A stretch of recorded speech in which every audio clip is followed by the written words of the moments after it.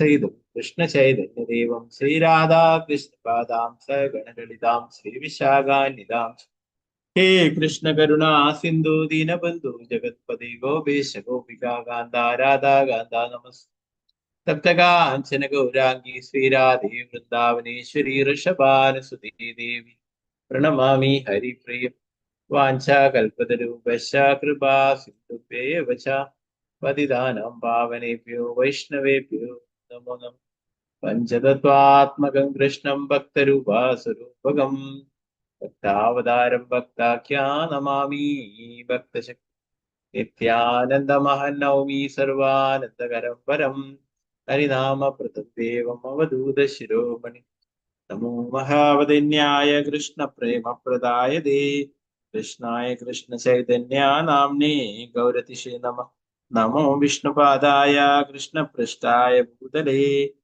ശ്രീമതേ ഭക്തിവേദാന്ത സ്വാമി നിധിനാമേ നമസ്തേ സരസ്വതീ ദേവി ഗൗരവാണി പ്രചാരിണേ നിർവിശേഷ ശൂന്യവാദി പാശ്ചാത്യ ദേശധാരിണി ജയ ശ്രീ കൃഷ്ണ ചൈതന്യ പ്രഭു നിത്യാനന്ദ ശ്രീ അദ്വൈത ഗദാധര ശ്രീവാസാദി ഗൗരഭക്തവൃന്ദ ഹരേ കൃഷ്ണ കൃഷ്ണ കൃഷ്ണ ഹരേ ഹരേ ഹരേ രാമ രാമ രാമ ഹരേ ഹരേ ഗുരുവേ ഗൗരചന്ദ്രായ രാധികായ തഥാലേ കൃഷ്ണായ കൃഷ്ണ ഭക്തായ कृष्ण प्रभुपाद की जय महाराज की हरे कृष्ण देगबंधु मत्संगिन मद्गुरु मन्महादना निष्ठारक मद्भाग्या मदानंदा नमोस्तुते ഗ്രന്ഥരായ ശ്രീമദ് ഭാഗവതം की जय ശ്രീമദ് ഭാഗവതം പഞ്ചമസ്കന്ധം 3-ാം അധ്യായം ശ്ലോകം 14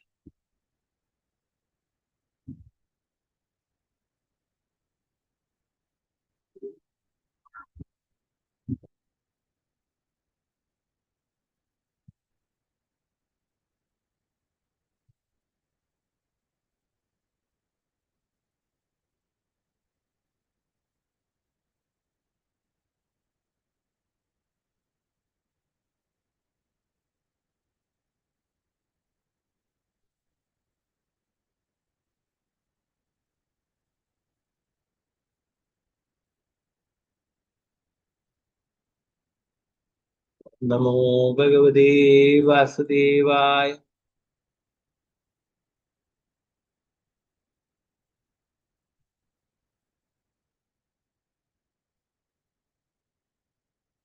को वाइहते अपराजितो अपराजितया मायया वनस्थित पदकन्यां वृतं मदिर्विषया विशरयानवृत प्रकृतिरनुपासितमः शरणः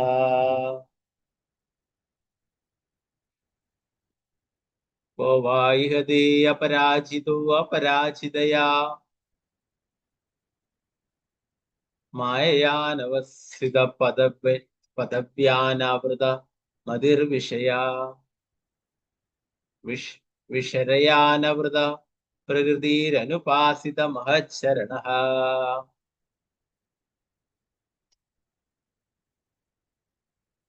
हरे कृष्ण।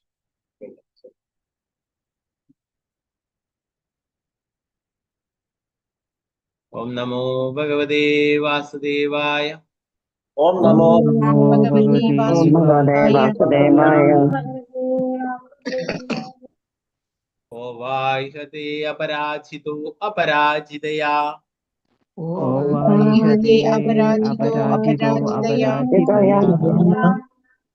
मायया नवस्थिता पदव्यानावृत मदिर्विषया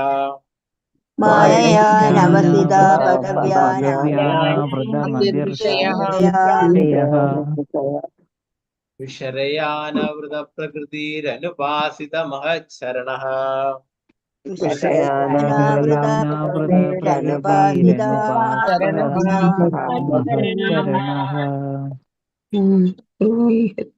को वाइहते अपराजितो अपराजितया ഓവാഹ്യത്തെ പരാജിതോ അപരാജിതയാ പരാജിതയാ മായയാനവസ്ഥിത പദവ്യാനാവൃത നിർവിഷയാഃ മായയാനവസിത പദവ്യാനാവൃതമതിർവിഷയാ വിഷരയാനവൃത വൃതിരനുപാസിത മഹച്ചരണഃ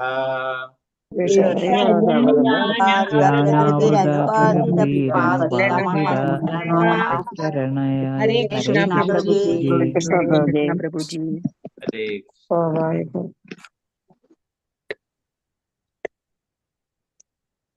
ഓവാഹ്യത്തെ അപരാജിതോ പരാജിതയാ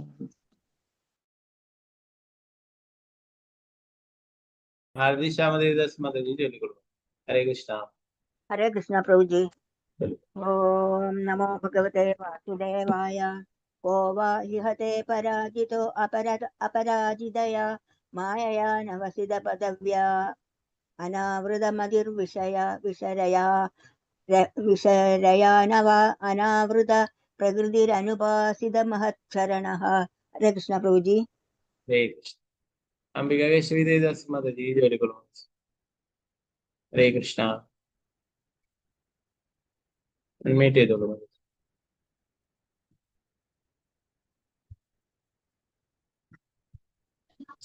സീതാരാമനുണ്ണി മാതാജി ജോലികൾ. ഹരേ കൃഷ്ണ പ്രഭുജി. ഹരേ കൃഷ്ണ. ഓം നമോ ഭഗവതേ വാസുദേവായ. ഹരേ കൃഷ്ണ പ്രഭുജി. ചൊല്ലിക്കോളൂ. ഓം നമോ ഭഗവതേ വാസുദേവായ.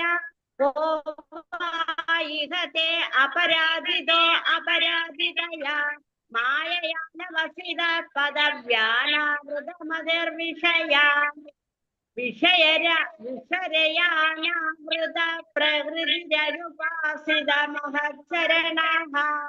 ഹരേ കൃഷ്ണ പ്രഭുജി. ഹരേ കൃഷ്ണ. സീതാരാമനുണ്ണി മാതാജി ചൊല്ലിക്കോളൂ. ഹരേ കൃഷ്ണ പ്രഭുജി. ഓം നമോ ഭഗവതേ വാസുദേവായ.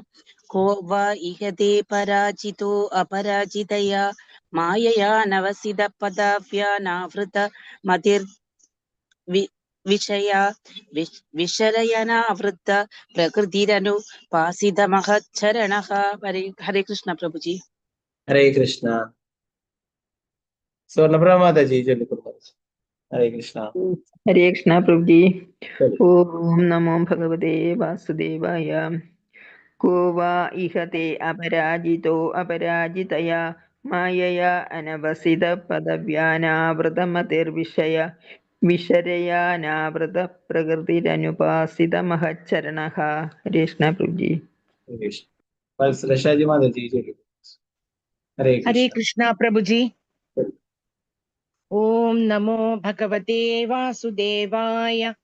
കോ വാ ഇഹത്തെ അപരാജിതോ അപരാജിതയാ മായയാനവസിത പദവ്യാനാവൃതമതിർവിഷയ വിഷരയാനാവൃത പ്രകൃതിരനുപാസിത മഹച്ചരണഃ. ഹരേ കൃഷ്ണ പ്രഭുജി. മഞ്ജു മാതാജി ചൊല്ലിക്കോളൂ. ഹരേ കൃഷ്ണ പ്രഭുജി. ഹരേ കൃഷ്ണ. ഓം നമോ ഭഗവതേ വാസുദേവായ. കോ വാ ഇഹത്തെ പരാജിതോ പരാജിതയാ മായയാനവസിത പദവ്യാ അനാവൃത മതിർവിഷയ വിഷരായാനവൃത പ്രകൃതിരനുപാസിത മഹച്ചരണ. ഹരേ കൃഷ്ണ പ്രഭുജി. ഹരേ കൃഷ്ണ. പങ്കജാശ്രീ രാഘവൻ മാതാജി ചൊല്ലിക്കോളൂ. ഹരേ കൃഷ്ണ. ഹരേ കൃഷ്ണ പ്രഭുജി പ്രണാമം. ഹരേ കൃഷ്ണ. ഓം നമോ ഭഗവതേ വാസുദേവായ. കോ വാ ഇഹത്തെ അപരാജിതോ അപരാജിതയാ മായയാനവസിത പദവ്യാനാവൃതമതിർവിഷയാ വിഷരയാനാവൃത പ്രകൃതിരനുപാസിത മഹചരണഃ. ഹരേ കൃഷ്ണ പ്രഭുജി. നിർമ്മല മാതാജി ചൊല്ലിക്കോളൂ. ഹരേ കൃഷ്ണ. ഹരേ കൃഷ്ണ പ്രഭുജി. ഓം നമോ ഭഗവതേ വാസുദേവായ. കോ വാ ഇഹത്തെ അപരാജിതോ അപരാജിതയാ മായയാ നവസിത പദവ്യാനാവൃതമതിർ വിഷയാ വിഷരയനാവൃത പ്രകൃതിരനുപാസിത മഹച്ചരണഃ. ഹരേ കൃഷ്ണ പ്രഭുജി. ഹരേ കൃഷ്ണ. രാമേന്ദ്ര പ്രഭു. ഹരേ കൃഷ്ണ. കൃഷ്ണ പ്രഭുജി. ഓം നമോ ഭഗവതേ വാസുദേവായ. को वा इहते अपराजितो पराजितया मायया नवसितपदव्यानावृतमतिर्विषय विषरयानावृतप्रकृतिरनुपासितमहच्चरणः हरे कृष्ण प्रभु जी। हरे कृष्ण। മനസ്സിലായ മാതാജി ചൊല്ലിക്കൊള്ളു. ഹരേ കൃഷ്ണ പ്രഭുജി. ചൊല്ലിക്കൊള്ളു. ഓം നമോ ഭഗവതേ വാസുദേവായ.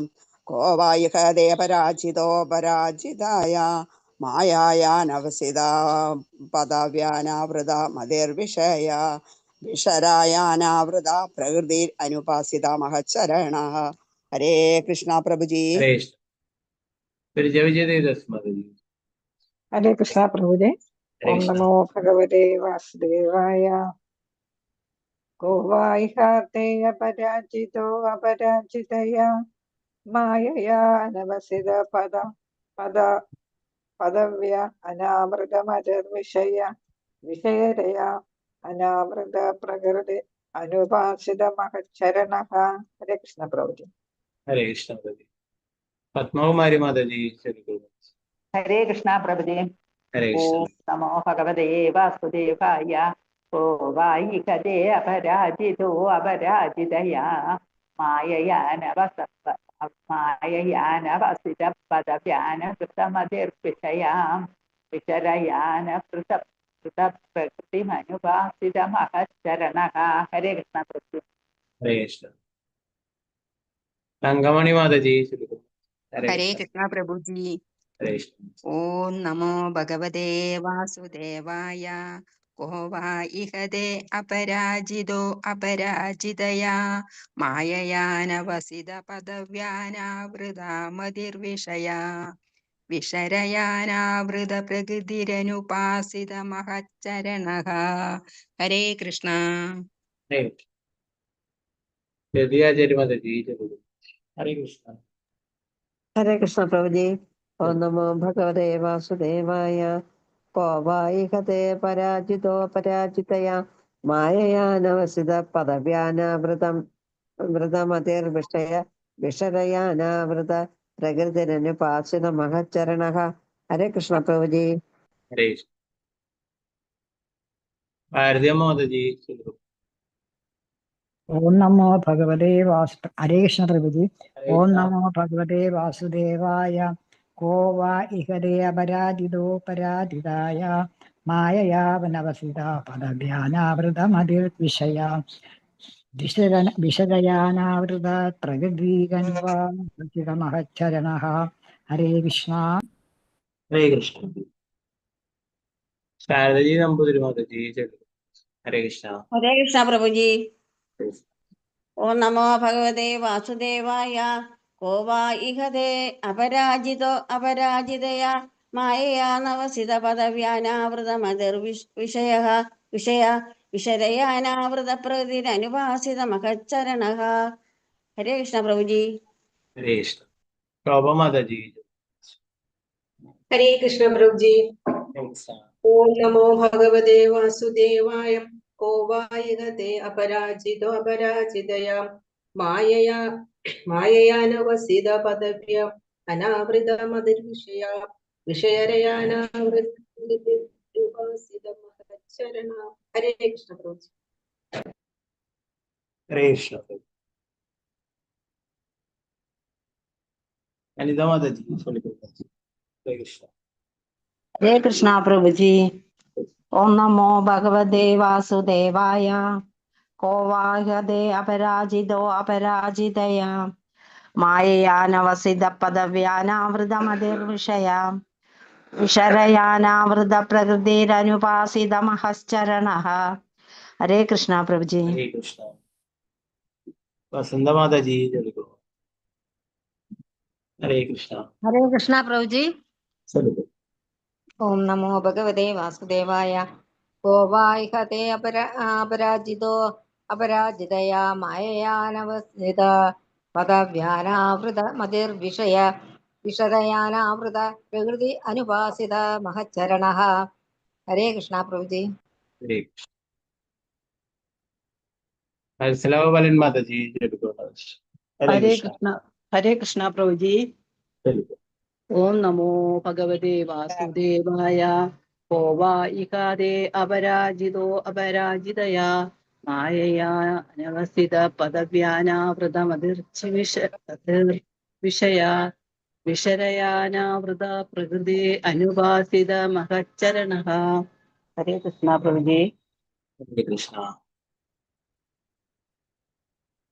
चित्राजी माता जी जो लिखो बस.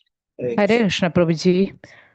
ओम नमो भगवते वासुदेवाय को वा इहदे अपराजितो अपराजितया मायया अनवसित पदभ्य अनावृतमति विषया विषरया अनावृत प्रकृति अनुपासित महच्चरणः. हरे कृष्ण प्रभु जी. हरे कृष्णा. शारदा शुभ वसन देवदास माता जी जो लिखो बस. हरे कृष्णा. हरे कृष्ण प्रभु जी. ओम नमो भगवते वासुदेवाय को वा इहदे अपराजितो अपराजितया माययानवसिधा पदावन्यावृत पतिर्विषय विचारेणावृत प्रकृतिरनुपासित महच्चरणः. हरे कृष्ण. हरे कृष्ण. गीता टी माता जी. ഹരേ കൃഷ്ണ പ്രഭുജി. ഓം നമോ ഭഗവതേ വാസുദേവായ കോ വാ ഇഹതേ പരാജിതോ പരാജിതയാ മായയാനവസിത പദവ്യാനാവൃതമതിർവിഷയ വിഷരയാനാവൃത പ്രകൃതിരനുപാസിത മഹച്ചരണഃ. ഹരേ കൃഷ്ണ പ്രഭുജി. हरे कृष्ण. गीता सी माता जी जो लिखो बस. हरे कृष्णा. हरे कृष्ण प्रभु जी. ओम नमो भगवते वासुदेवाय ओ वा इहदे पराजितो पराजितया माययानवसित पद व्यानावृत मतिर्विषय विषय विषरयानावृत प्रकृतिरनुपासित महच्चरणः. हरे कृष्ण प्रभु जी. हरे कृष्ण. सावित्री वैश्य देवदास माता जी. हरे कृष्ण प्रभु जी. प्रणाम प्रभु जी. ओम नमो भगवते वासुदेवाय को वा इहदे अपराजितो अपराजितया मायया अनवसित पदव्यानावृतमतिर्विषय विषरयानावृत प्रकृतिरनुपासित महच्चरणः. हरे कृष्ण प्रभु जी. हरे कृष्ण. बाबा प्रदीप माता जी. हरे कृष्ण प्रभु जी. हरे कृष्ण. ओम नमो भगवते वासुदेवाय को वा इहते पराजितो अपराजितया मायायानवसित पदव्यानवृतमद मदिर्विषया विषरायानावृत प्रकृतिरनुपासित महच्चरणः. हरे कृष्ण. हरे कृष्ण. विजय जी माता जी. हरे कृष्ण. हरे कृष्ण प्रभु जी.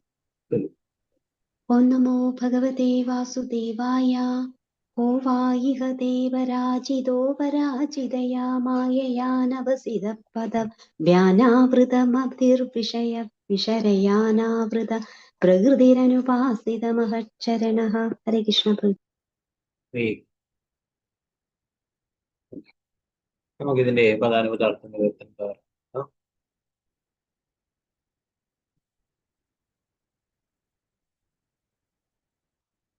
ക വ ആരാണ് ആ വ്യക്തി ഇഹ ഈ ഭൗതിക ലോകത്തിൽ തേ അങ്ങയുടെ ഭഗവത് പദത്തിന്റെ അപരാജിത പരാജയപ്പെടാതിരിക്കുക അപരാജിതയ പരാജയപ്പെടുത്തുവാൻ കഴിയാത്ത മായയ വ്യാമോഹ ശക്തി അനവസിത പദവ്യ ആരുടെ പാത തിട്ടപ്പെടുത്തുവാൻ കഴിയുന്നില്ലയോ അനാവൃതമതിഹി ആരുടെ ബുദ്ധി ഭ്രമിക്കുന്നില്ലയോ വിഷം പോലുള്ള ഭൗതികാസ്വാദനത്തിന്റെ രയാ കാലഗതിയാൽ അനാവൃത ആവരണം ചെയ്യപ്പെടാത്ത പ്രകൃതി ആരുടെ സ്വഭാവം അനുപാസിത ആരാധിക്കാതെ മഹച്ഛരണ മഹാഭക്തന്മാരുടെ പാദപങ്കജങ്ങൾ.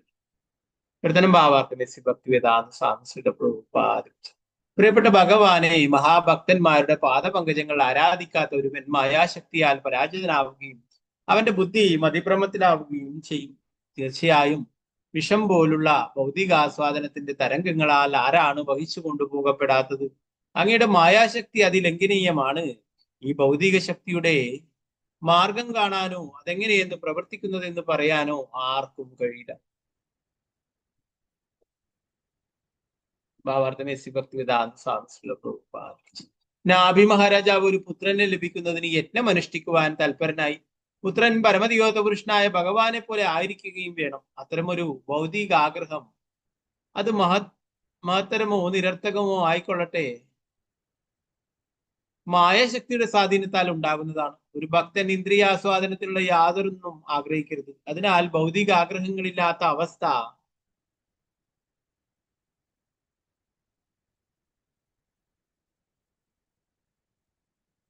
ഭൗതിക ആഗ്രഹങ്ങളില്ലാത്ത അവസ്ഥയാണ്, അഥവാ അന്യാഭിലാഷിത ശൂന്യം. അതാണ് ഭക്തി എന്ന് വിശദീകരിക്കപ്പെടും. എല്ലാവരും ഭൗതിക ആഗ്രഹങ്ങളുടെ സ്വാധീനത്തിന് വിഷയീഭവിക്കുകയും എല്ലാത്തരം ഭൗതിക ആഗ്രഹങ്ങളുടെയും കുരുക്കുകളിൽ അകപ്പെടുകയും ചെയ്യുന്നു. നാഭി മഹാരാജാവും ഇതിൽ നിന്നും ഒഴിവായിരുന്നില്ല. മഹാഭക്തന്മാർക്ക് വേണ്ടിയുള്ള സേവനങ്ങളിൽ മുഴുകുന്ന പക്ഷം മഹച്ചരണ സേവ ഒരുവന് മായയുടെ സ്വാധീനത്തിൽ നിന്നും സ്വതന്ത്രനാകാൻ കഴിയും. ഒരു മഹാഭക്തന്റെ പങ്കജപാദങ്ങളെ ആരാധിക്കാതെ ആർക്കും മായയുടെ സ്വാധീനത്തിൽ നിന്നും സ്വതന്ത്രനാകാൻ സാധ്യമല്ല. ശ്രീ നരോത്തമദാസ് ഠാക്കൂർ അതിനാൽ പറയുന്നു, ചാടിയ വൈഷ്ണവ സേവ നിസ്തര പയച്ച് കേബഹ. ഒരു വൈഷ്ണവന്റെ പാദസേവ ചെയ്യാതെ ആരാണ് മായയുടെ ബന്ധനത്തിൽ നിന്നും മോചിതനാവുക? മായ പരാജയപ്പെടുത്താൻ കഴിയാത്തവളും അവളുടെ സ്വാധീനം പരാജയരഹിതവുമാകുന്നു. ഭഗവത്ഗീത 7:14 സ്ഥിരീകരിച്ചിട്ടുള്ളത് പോലെ ദേവീയേഷാ ഗുണമയി മമ മായ ദുരത്യ. ഭൗതിക പ്രകൃതിയുടെ ത്രിഗുണങ്ങൾ അടങ്ങുന്ന എന്റെ ദിവ്യശക്തിയെ തരണം ചെയ്യാൻ വിഷമമാണ്. ഒരു ഭക്തന് മാത്രമേ മായയുടെ മഹാപ്രേരണയെ മറികടക്കാൻ കഴിയൂ. ഒരു പുത്രനെ വേണമെന്ന് നാഭി മഹാരാജാവ് ആഗ്രഹിച്ചത് അവന്റെ ഭാഗത്തു നിന്നുള്ള അപരാധമായിരുന്നില്ല. അവൻ പരമദിയോത പുരുഷനായ ഭഗവാനെ പോലൊരു പുത്രനെ, എല്ലാ പുത്രന്മാരിൽ നിന്നും ശ്രേഷ്ഠനായ ഒരു പുത്രനെയാണ് ആഗ്രഹിച്ചത്. ഭഗവാന്റെ ഭക്തന്മാരുടെ സഹവാസം ഉണ്ടായാൽ ഒരുവൻ പിന്നീട് ഒരിക്കലും ഭൗതിക ഐശ്വര്യം ഇച്ഛിക്കില്ല എന്ന് ഇത് ചൈതന്യ ചരിതാമൃതം മധ്യലീല 22:54 സ്ഥിരീകരിച്ചത്. സാധുസംഗ സർവശാസ്ത്ര ഹൈ, ലവമാത്ര സാധുസംഗ സർവസിദ്ധി ഹൈ. അതുപോലെ തന്നെ മധ്യലീല 22:51 പറയുന്നു, മഹത് കൃപാവിനാ കോന കർമ്മേ ഭക്തിനയ കൃഷ്ണഭക്തി ദൂരേ രഹു സംസാരനഹിഷയ. മഹത് കൃപാവിനാ കോന കർമ്മേ ഭക്തിനയ കൃഷ്ണഭക്തി ദൂരേ രഹു സംസാരനഹിഷയ. ഒരുവൻ മായയുടെ ബന്ധനത്തിൽ നിന്നും മോചിതനാകണമെന്നും ഭഗവത് ധാമത്തിലേക്ക് ഭഗവാനിലേക്ക് മടങ്ങിപ്പോകണമെന്നും ഗൗരവപൂർവം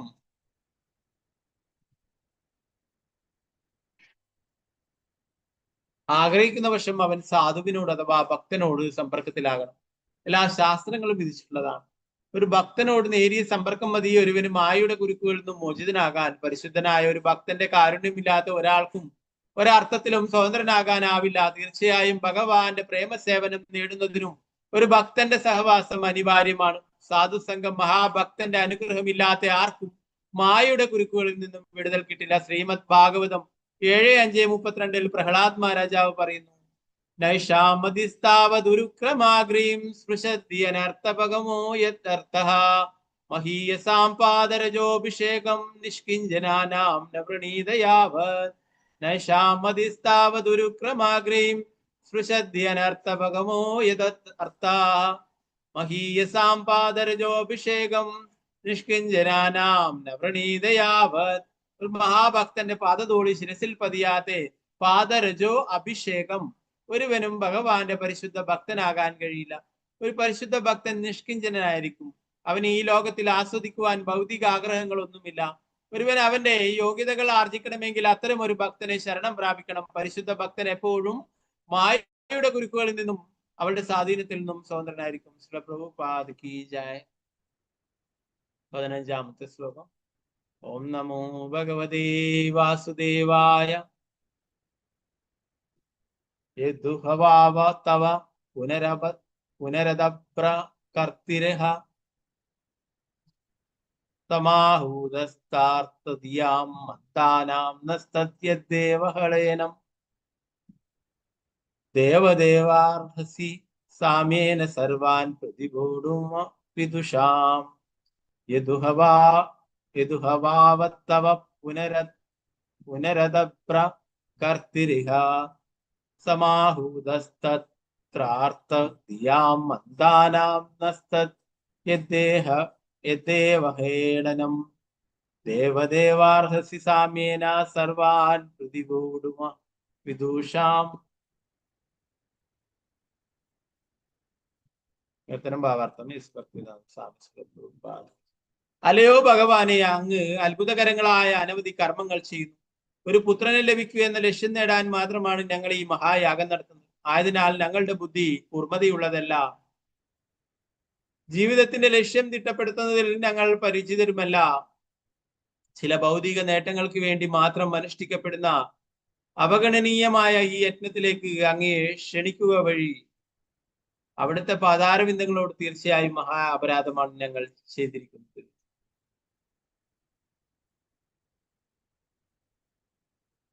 ആകയാൽ അകാരണമായ കാരുണ്യവും എല്ലാവരോടും സമഭാവമുള്ള അങ്ങ് ദയവായി ഞങ്ങളുടെ അപരാധം പൊറുക്കണം.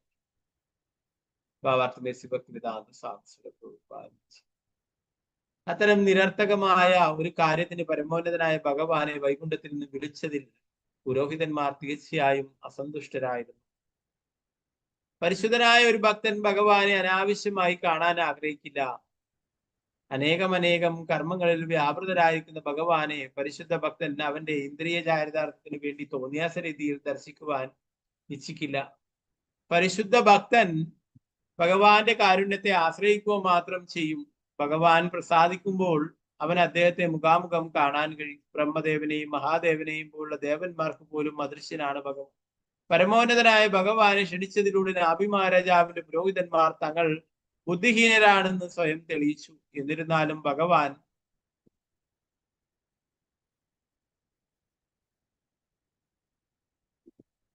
അഹേതുകമായ കാരുണ്യമുള്ളവനാകിയാൽ ആഗതനായി എല്ലാവരും അതിനാൽ ഭഗവാനിൽ നിന്നും ക്ഷമ കാംക്ഷിച്ചു. പരമോന്നതനായ ഭഗവാനെ ഭൗതിക നേട്ടത്തിനായി ആരാധിക്കുന്നത് പ്രാമാണികർ അംഗീകരിച്ചിട്ടില്ല. ഭഗവത്ഗീത 7:16 പ്രസ്താവിച്ചിട്ടുള്ളതുപോലെ ചതുർവിധാ ഭജന്തേ മാം ജനാ സുഹൃതിനോ അർജുന ആർത്തോ ജിജ്ഞാസുരർത്ഥാർത്ഥി ജ്ഞാനീച്ഛ പരദർശഭ. അല്ലയോ ഭരതകുല ശ്രേഷ്ഠ അർജുന, 4 വിധത്തിലുള്ള പുണ്യവാന്മാരാണ് എനിക്ക് വേണ്ടി ഭക്തി സേവനം അനുഷ്ഠിക്കുന്നത്. ദുഃഖിതർ, ധനമോഹികൾ, ജിജ്ഞാസുക്കൾ, ആത്യന്തിക സത്യത്തെ അന്വേഷിക്കുന്ന ജ്ഞാനികൾ. അല്ലെ, ഭഗവാനെ സമീപിക്കുന്ന 4 വിഭാഗങ്ങളെ കുറിച്ച് ഭഗവത്ഗീതയില് പഠിക്കുന്നു. ഭക്തിയിലേക്കുള്ള ഒരുവന്റെ ആരംഭം കുറിക്കുന്നത് അവൻ ദുഃഖിതനാകുമ്പോഴും, അല്ലെങ്കിൽ അവന് ധനത്തിന്റെ ആവശ്യം വരുമ്പോഴും, അതുമല്ലെങ്കിൽ അവൻ പരമസത്യത്തെ കുറിച്ച് അറിയാൻ ആകാംക്ഷിക്കുമ്പോഴാണ്. പരമോന്നതനായ ഭഗവാനെ ഈ രീതിയിൽ സമീപിക്കുന്നവർ വാസ്തവത്തിൽ ഭക്തരല്ല. എന്നിരുന്നാലും പരമസത്യത്തെ കുറിച്ച് പരമദിവ്യ പുരുഷനായ ഭഗവാനെ കുറിച്ച് അന്വേഷണ കൊതികളായതിനാൽ അവർ സുഹൃതികളായി അഥവാ സുഹൃതനഹ സ്വീകരിക്കപ്പെടും. ഭഗവാന്റെ നാനാവിധ കർമ്മങ്ങളെക്കുറിച്ചും പ്രതിജ്ഞാബദ്ധതകളെക്കുറിച്ചും അറിവില്ലാത്തവർ നിസ്സാരങ്ങളായ ഭൗതിക നേട്ടങ്ങൾക്ക് വേണ്ടി അദ്ദേഹത്തെ അനാവശ്യമായി ശല്യപ്പെടുത്തുന്നു. എങ്ങനെ തന്നെ ആയാലും ശല്യപ്പെടുത്തപ്പെട്ടാലും ഭഗവാൻ കൃപാലുവായതിനാൽ അത്തരം യാചകരുടെ ആവശ്യങ്ങൾ പൂർത്തീകരിച്ചു കൊടുക്കുന്നു. പരിശുദ്ധ ഭക്തൻ അന്യാഭിലാഷിതാശൂന്യനായിരിക്കും. അവന്റെ ആരാധനയ്ക്ക് പിന്നിൽ യാതൊരു ഫലകാംക്ഷയും ഉണ്ടായിരിക്കില്ല. കർമ്മത്തിന്റെയും ജ്ഞാനത്തിന്റെയും രൂപത്തിലുള്ള മായയുടെ സ്വാധീനത്താലല്ല അവൻ മാർഗദർശനം ചെയ്യപ്പെടും. പരിശുദ്ധനായ ഭക്തൻ വ്യക്തിപരമായ പരിഗണനകൾ ഒന്നും കൂടാതെ ഭഗവാന്റെ ആജ്ഞകൾ പാലിക്കാൻ സദാ സന്നദ്ധനായിരിക്കും. യജ്ഞത്തിലെ പുരോഹിതന്മാർക്ക് കർമ്മത്തിന്റെയും ജ്ഞാനത്തിന്റെയും വ്യത്യാസം തിരിച്ചറിയാവുന്നതിനാൽ തങ്ങൾ കർമ്മത്തിന്റെ ഫലകാംക്ഷ പ്രവൃത്തികളുടെ സ്വാധീനത്തിലാണെന്ന്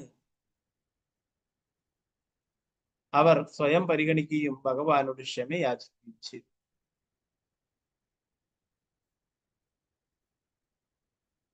ക്ഷുദ്രമായ കാര്യത്തിന് വേണ്ടിയാണ് ഭഗവാനെ ക്ഷണിച്ചു വരുത്തിയതെന്ന് അവർ അറിഞ്ഞു. പ്രഭുപാദ് കീ ജയ്. 16-ാമത്തെ ശ്ലോകം. ശ്രീ ശുക ഉവാച ഇതി നിഗതേനാഭീഷ്ടയോ മാനോ ഭഗവാനമിഷർഷഭോ വർഷധാരാഭിവാദിതാഭിവന്ദിത ചരണ സദയമിതമാഹ. ശ്രീ ശുക ഉവാച ഇതി നിഗതേനാഭിഷ്ടൂയമാനോ ഭഗവാനമിഷർഷഭോ വർഷധരാഭിവാദിതാഭിവന്ദിത ചരണ സദയമിതമാഹ. ശുകദേവ ഗോസ്വാമി പറഞ്ഞു, ഭാരതവർഷത്തിന്റെ ചക്രവർത്തിയായ നാഭി രാജാവിനാൽ പോലും ആരാധിക്കപ്പെടുന്ന പുരോഹിതന്മാർ അപ്രകാരം ഗദ്യത്തിലുള്ള പ്രാർത്ഥനകൾ അർപ്പിച്ചുകൊണ്ട്, സാധാരണ പദ്യത്തിലാണ് പ്രാർത്ഥനകൾ അർപ്പിക്കാറുള്ളത്, ഭഗവാന്റെ പാതാരവിന്ദങ്ങളിൽ വീണു ദേവന്മാരെ ഭരിക്കുന്ന ഭഗവാൻ അവരിൽ സംപ്രീതനായി താഴെ പറയും പോലെ സംസാരിക്കാൻ ആരംഭിച്ചു. എന്താ പറഞ്ഞ ശുകദേവ ഗോസ്വാമി പറയുന്നു, നാഭി മഹാരാജാവ് പോലും ആദരിക്കുന്ന ആ പുരോഹിതന്മാരെന്താണ് ഭഗവാനോട് അപരാധമാണ് ചെയ്തത്. നമ്മളൊരു നിസാരമായിട്ടുള്ള കാര്യത്തിന് വേണ്ടിയിട്ട് ഭഗവാനെ വൈകുണ്ഠത്തിൽ നിന്ന് വിളിച്ചു വരുത്തി നമ്മൾ അപരാധമാണെന്ന് ചെയ്തിട്ട് അവരെ പ്രാർത്ഥനകള് സമർപ്പിക്കുകയുണ്ടായി. എന്താണ് ഗദ്യരൂപത്തിൽ തന്നെ, പദ്യമായിട്ട് പ്രാർത്ഥിക്കാനൊന്നും അവർക്ക് സമയമില്ല. അതുകൊണ്ട് വേഗം തന്നെ ഭഗവാന്റെ അടുത്ത് മാപ്പ് പറയുന്നു, ക്ഷമ ചോദിക്കുന്നു. അപ്പൊ അവരോട് ഭഗവാൻ സംസാരിക്കുന്നതാണ് അടുത്ത ശ്ലോകം, 17ാമത്തെ ശ്ലോകം. ഓം നമോ ഭഗവതേ വാസുദേവായ. ശ്രീ ഭഗവാനുവാച അഹോ വദാഹമൃഷയോ ഭവദ്ഭിരവിദതീർവരമസ്സു സുലഭം അഭിയാചിതോ യദമുഷ്യാത്മജോ മയാ സദൃശോ ഭൂയാദിതി മമാഹമേവാഭിരൂപ കൈവല്യാദാവി ബ്രഹ്മവാദോ നമൃഷ ഭവിതുമർഹതി മമൈവ ഹി മുഖം യദ്വിജദേവ കുലം. ശ്രീ ഭഗവാനുവാച അഹോ ബദാഹമൃഷയോ ഭഗവദ്ഭിരവിദത ഈർഭിർവരമ സുലഭമഭിയാചിതോ യദമുഷ്യാത്മജോ മയാ സദൃശോ ഭൂയാദിതി മമാഹമേവാഭിരൂപ കൈവല്യാദാവി ബ്രഹ്മവാദോ നമൃഷ ഭവിതുമർഹതി മമൈവ ഹി മുഖം യദ്വിജദേവകുലം.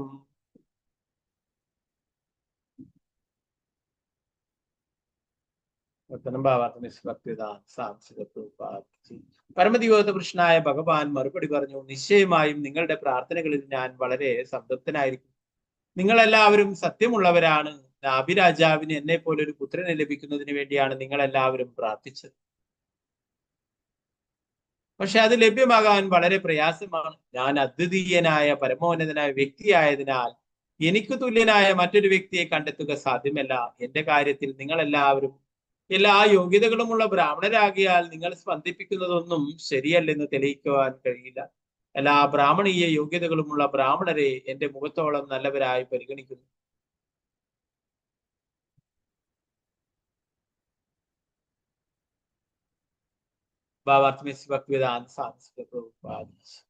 അവരുടെ സംസാരത്തിന്റെ ശബ്ദസ്പന്ദനങ്ങളൊന്നും വൃഥാവിലാകില്ല എന്നാണ് അഭിദത ഗർഭിഹി എന്ന വാക്കിന്റെ അർത്ഥം.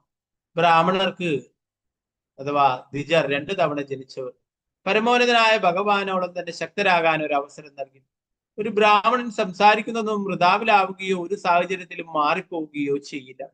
വൈദിക അനുശാസന പ്രകാരം പരമദിവോത്ത കൃഷ്ണനായ ഭഗവാന്റെ വദനമാണ് ബ്രാഹ്മണൻ. അതുകൊണ്ട് എല്ലാ വൈദിക ആചാരങ്ങളിലും ബ്രാഹ്മണന് ഭക്ഷണം അഥവാ ബ്രാഹ്മണ ഭോജനം സമർപ്പിക്കുന്നു. എന്തുകൊണ്ടെന്നാൽ ഒരു ബ്രാഹ്മണൻ ഭുജിക്കുമ്പോൾ പരമോന്നതനായ ഭഗവാൻ സ്വയം ഭുജിക്കുന്നതായി കണക്കാക്കപ്പെടുന്നു. അതുപോലെ ഒരു ബ്രാഹ്മണൻ എന്തു പറഞ്ഞാലും അത് മാറ്റമില്ലാതെ പ്രാവർത്തികമാകും.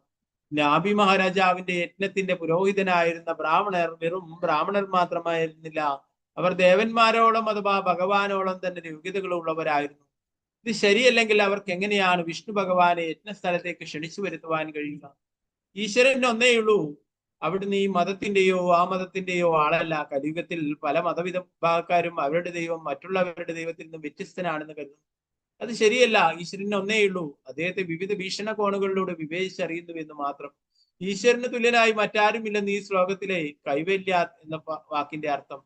ശ്വേതശ്വേതര ഉപനിഷത്തിൽ 6:8 പറയുന്നു, നതത് സമശ്ചാഭ്യധികശ്ച ദൃശ്യതേ. അദ്ദേഹത്തിന് തുല്യനായോ അദ്ദേഹത്തെക്കാൾ മഹത്വമുള്ളവനായോ ആരും തന്നെയില്ല. ഈശ്വരന്റെ നിർവചനം അതാണ്. 18ാമത്തെ ശ്ലോകം. ഓം നമോ ഭഗവതേ വാസുദേവായ.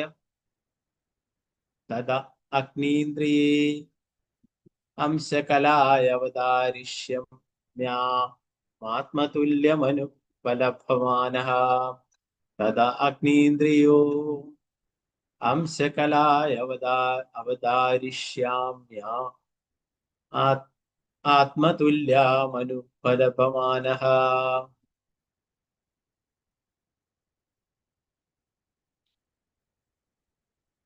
എനിക്ക് തുല്യനായി ആരെയും കാണാൻ കഴിയാത്തതിനാൽ ഞാൻ സ്വയം എന്റെ ഒരു സമഗ്ര വിസ്തരണമായി അഗ്നീന്ദ്രന്റെ പുത്രൻ നാഭി മഹാരാജാവിന്റെ പത്നി മേരുദേവിയുടെ ഗർഭത്തിൽ അവതരിക്കും.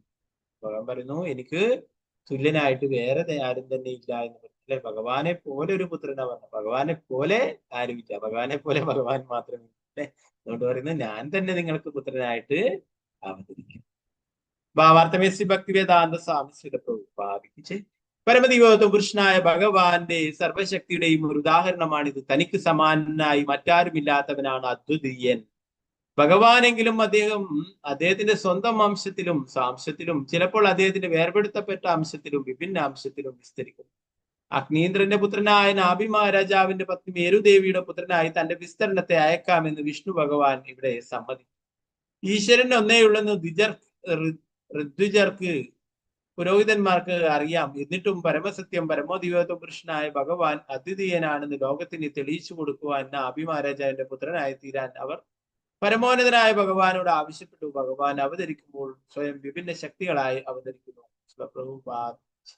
19ാമത്തെ ശ്ലോകം.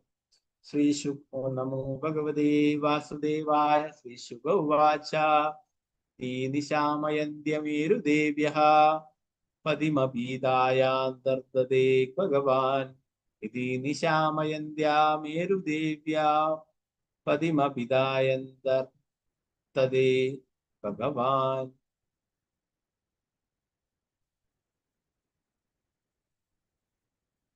ശുകദേവ ഗോസ്വാമി തുടർന്നു. ഇത് പറഞ്ഞതിന് ശേഷം ഭഗവാൻ അപ്രത്യക്ഷനായി നാഭി മഹാരാജാവിന്റെ പത്നി മേരുദേവി ഭർത്താവിന്റെ സമീപത്ത് ഇരിക്കുന്നുണ്ടായതിനാൽ പരമോന്നതനായ ഭഗവാൻ പറഞ്ഞതെല്ലാം അവർക്കും കേൾക്കാൻ കഴിഞ്ഞു. വൈദിക നിർദ്ദേശങ്ങൾ പ്രകാരം ഒരുവൻ അവന്റെ പത്നിയുമൊത്തു വേണം യജ്ഞം അനുഷ്ഠിക്കുവാൻ. സപത്നീകോ ധർമ്മമാചരേ. ഒരുവൻ തന്റെ പത്നിയോടൊത്ത് വേണം ധാർമ്മികാചാരങ്ങൾ അനുഷ്ഠിക്കുവാൻ. ആയതിനാൽ നാഭി മഹാരാജാവ് അവന്റെ സമീപത്ത് ഇരുത്തിക്കൊണ്ടാണ് മഹായജ്ഞം ആചരിച്ചത്. അവസാനത്തെ ശ്ലോകം 20ാമത്തെ ശ്ലോകം. ചെറിയൊരു അധ്യായമാണ്, 20 ശ്ലോകങ്ങളിലേക്ക്. ഓം നമോ ഭഗവതേ വാസുദേവായ. ബർഹിഷിതസ്മിന്നേവ വിഷ്ണുദത്ത ഭഗവാൻ പരമർഷഭിഃ പ്രസാദിതോ നാഭി പ്രിയചികീർഷയത് തദവരോധായേന മേരുദേവ്യാം ധർമാൻ ദർശയിതു കാമോ വാദരശനാനാം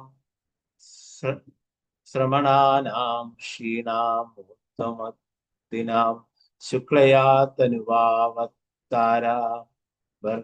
ബർഹിഷി തസ്മിന്നേവ വിഷ്ണുദത്ത ഭഗവാൻ പരമർഷഭിഃ പ്രസാദിതോ നാഭി പ്രിയചികീർഷയ തദവരോധായേന മേരുദേവ്യാം ധർമാൻ ദർശയിതു കാമോ വാദരശനാനാം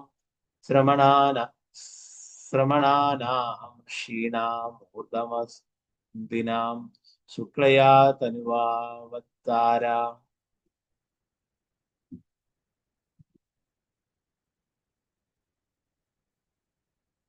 അല്ലയോ വിഷ്ണുദത്ത, പരീക്ഷിത്ത് മഹാരാജാവേ, ആ യജ്ഞത്തിൽ പങ്കെടുത്ത മഹാമുനിമാരിൽ പരമദിവ്യത്വ പുരുഷനായ ഭഗവാൻ സംപ്രീതനായിരുന്നു. പരിണിതഫലമായി ധാർമ്മിക തത്വങ്ങളുടെ നിർവഹണ രീതി ബ്രഹ്മചാരികളും സന്യാസിമാരും വാനപ്രസ്ഥരും ഗൃഹസ്ഥരും ആചാരങ്ങളിൽ മുഴുകി അനുഷ്ഠിക്കുന്നു.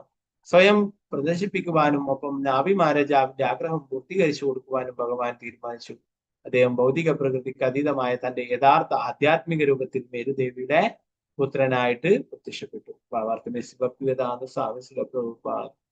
പരമോന്നതനായ ഭഗവാൻ ഒരു അവതാരമായി ഈ ഭൗതിക ലോകത്തിൽ പ്രത്യക്ഷപ്പെടുമ്പോൾ, അല്ലെങ്കിൽ ഈ ഭൗതിക ലോകത്തിലേക്ക് ഇറങ്ങി വരുമ്പോൾ, ഭൗതിക പ്രകൃതിയുടെ ത്രിഗുണങ്ങളാൽ സത്ത് രജസ് തമസിൽ നിർമ്മിതമായ ശരീരം സ്വീകരിക്കാറില്ല. അവ്യക്തിഗതനായ ഈശ്വരൻ സത്വഗുണത്തിലുള്ള ഒരു ശരീരം സ്വീകരിച്ച് ഈ ഭൗതിക ലോകത്തിൽ പ്രത്യക്ഷപ്പെടുന്നുവെന്ന് മായാവാദി ദാർശനികർ പറയുന്നു. ശുക്ലം എന്ന വാക്കിന്റെ അർത്ഥം ശുദ്ധസത്വം ഉൾപ്പെട്ടത് എന്നാണെന്ന് ശ്രീ വിശ്വനാഥ ചക്രവർത്തി സ്ഥാപിച്ചു. വിഷ്ണു ഭഗവാൻ അദ്ദേഹത്തിന്റെ ശുദ്ധ സത്വരൂപത്തിലാണ് അവതരിക്കുന്നത്. ഒരിക്കലും കളങ്കപ്പെടുകയില്ലാത്ത സത്വഗുണത്തെയാണ് ശുദ്ധസത്വം പരാമർശിക്കുന്നത്. ഈ ഭൗതിക ലോകത്തിൽ സത്വഗുണം പോലും രജോ ഗുണത്താലും തമോ ഗുണത്താലും മലിനമാക്കപ്പെടും. സത്വഗുണം ഒരിക്കലും രജോ ഗുണത്താലും തമോ ഗുണത്താലും മലിനമാക്കപ്പെടാത്തപ്പോൾ അത് ശുദ്ധസത്വം എന്ന് വിളിക്കപ്പെടുന്നു. സത്വം വിശുദ്ധം വസുദേവ ശബ്ദിതം. ഭാഗവതം 4:3-23 നമ്മൾ പഠിക്കുന്നത്. ഇത് പരമദിവ്യത്വ പുരുഷൻ ഭഗവാൻ വാസുദേവനെ അനുഭവിക്കുവാൻ കഴിയുന്ന വസുദേവ തലമാണ്. ഭഗവത്ഗീത 4:7. ശ്രീകൃഷ്ണ ഭഗവാൻ സ്വയം പറയുന്നു, യഥാ യഥാ ഹി ധർമ്മസ്യ ഗ്ലാനിർഭവതി ഭാരത അഭ്യുത്ഥാനമധർമ്മസ്യ തദാത്മാനം സൃജാമ്യഹം. എപ്പോഴെല്ലാം എവിടെയെല്ലാം ധർമാചരണത്തിന് ക്ഷയം സംഭവിക്കുന്നുവോ, അധർമ്മം പ്രബലമായി വരുന്നുവോ, അതെയോ ഭരതന്റെ പിൻഗാമി, അപ്പോഴെല്ലാം ഞാൻ സ്വയം അവതരിക്കുന്നു. സാധാരണ ജീവസത്തകളെ പോലെ ഭൗതിക പ്രകൃതിയുടെ സമ്മർദ്ദത്തിന് വഴങ്ങിയല്ല ഭഗവാൻ പ്രത്യക്ഷപ്പെട്ടത്. ധർമാൻ ദർശയിതു കാമ, മനുഷ്യജീവിയുടെ ധർമ്മം എങ്ങനെ നിർവഹിക്കപ്പെടുമെന്ന് പ്രകടമാക്കാനാണ് അദ്ദേഹം പ്രത്യക്ഷപ്പെടുന്നത്. ധർമ്മം എന്ന വാക്ക് എല്ലായ്പ്പോഴും മനുഷ്യജീവികളെ ഉദ്ദേശിച്ചിട്ടുള്ളതാണ്, അല്ലാതെ മനുഷ്യരെക്കാൾ അധമരായ മൃഗങ്ങളെ പോലുള്ള ജീവികളെ ഉദ്ദേശിച്ചല്ല. നിർഭാഗ്യവശാൽ ചില സമയങ്ങളിൽ പരമോന്നതനായ ഭഗവാനാൽ നയിക്കപ്പെടാതെ മനുഷ്യജീവികൾ ധാർമ്മിക പ്രക്രിയയുടെ കെട്ടുകഥകൾ ചമയ്ക്കുന്നു. വാസ്തവത്തിൽ ധർമ്മം മനുഷ്യന് നിർമ്മിക്കാനാവില്ല. ധർമ്മം തു സാക്ഷാൽ ഭഗവത് പ്രണീതം. ഭാഗവതം 6:19 പറയും. ധർമ്മം പരമദിവ്യ പുരുഷൻ ഭഗവാനാൽ നൽകപ്പെടുന്നതാണ്. സർക്കാരിനാൽ നിയമം ഏർപ്പെടുത്തുന്നത് പോലെ മനുഷ്യനിർമ്മിതമായ ധർമ്മം നിരർത്ഥകമാണ്. മനുഷ്യനിർമ്മിത ധർമ്മത്തെ കൈതവ ധർമ്മം എന്ന്, ചതിക്കുന്ന ധർമ്മം എന്ന് ശ്രീമദ് ഭാഗവതം വിളിക്കും. ധാർമ്മിക തത്വങ്ങൾ ശരിയായ രീതിയിൽ പാലിക്കാൻ പഠിപ്പിക്കുന്നതിന് ഈ പരമോന്നതനായ ഭഗവാൻ യഥാസമയം ഒരു അവതാരത്തെ അയക്കുന്നു. അത്തരം ധാർമ്മിക തത്വങ്ങൾ ഭക്തിമാർഗത്തിലുള്ളതാണ്. പരമോന്നതനായ ഭഗവാൻ സ്വയം ഭഗവത്ഗീതയിൽ പറയുന്നത് പോലെ സർവധർമാൻ പരിത്യജ മാമേകം ശരണം വ്രജ. നാഭി മഹാരാജാവിന്റെ പുത്രൻ ഋഷഭദേവൻ ഈ ഭൂമുഖത്ത് പ്രത്യക്ഷപ്പെട്ടത് ധാർമ്മിക തത്വങ്ങൾ പ്രചരിപ്പിക്കുവാനായിരുന്നു. ഈ 5-ാം സ്കന്ധത്തിന്റെ 5-ാം അധ്യായത്തിൽ അത് വിശദീകരിക്കപ്പെടുന്നു. ശ്രീമദ് ഭാഗവതം 5-ാം സ്കന്ധം 3-ാം അധ്യായം നാഭിരാജാവിന്റെ പത്നി മേരുദേവിയുടെ ഗർഭത്തിൽ ഋഷഭദേവന്റെ ആവിർഭാവം എന്ന ഭക്തി വേദാന്ത വ്യാഖ്യാനം പ്രകാരം സമാപിക്കും. പ്രഭുപാദ് കി ജയ്. നാരായണൻ നമസ്കൃത്യ നരം ചൈവ നരോത്തമം ദേവീം സരസ്വതി വ്യാസം തതോ ജയമധുരേ. നഷ്ടപ്രായേഷു ഭദ്രേഷു നിത്യം ഭാഗവത സേവയാ ഭഗവതി ഉത്തമ ശ്ലോകേ ഭക്തിർഭവതി നൈഷ്ഠികീ. കരോതി വാചാലം പങ്കും ലംഘയതി ഗിരിം യത്കൃപാതമഹം വന്ദേ ശ്രീഗുരു ദീനധാരണം പരമാനന്ദ മാധവം ശ്രീചൈതന്യ ഈശ്വരം. നമോ വിഷ്ണുപാദായ കൃഷ്ണപൃഷ്ഠായ ഭൂതലേ ശ്രീമതേ ഭക്തിവേദാന്ത സ്വാമിനിധി നാമിനി. നമസ്തേ സരസ്വതീ ദേവി ഗൗരവാണി പ്രചാരിണി നിർവിശേഷ ശൂന്യവാദി പാശ്ചാത്യദേശധാരിണി. ജയ ശ്രീകൃഷ്ണ ചൈതന്യ പ്രഭു നിത്യാനന്ദ ശ്രീ അദ്വൈത ഗദാധര ശ്രീവാസാദി ഗൗരഭക്തവൃന്ദ. ഹരേ കൃഷ്ണ കൃഷ്ണ കൃഷ്ണ ഹരേ ഹരേ, ഹരേ രാമ രാമ രാമ ഹരേ ഹരേ. ഗുരുവേ ഗൗരിചന്ദ്രായ രാധികായ ദാരേ കൃഷ്ണായ കൃഷ്ണഭക്തായ ഭക്തായ നമഃ. ശ്രീ പ്രഭുപാദ് കി ജയ്. ഗുരുരാജ് കി ജയ്. ഗൗരപ്രേമാനന്ദേ ഹരേ ഹരേ കൃഷ്ണ.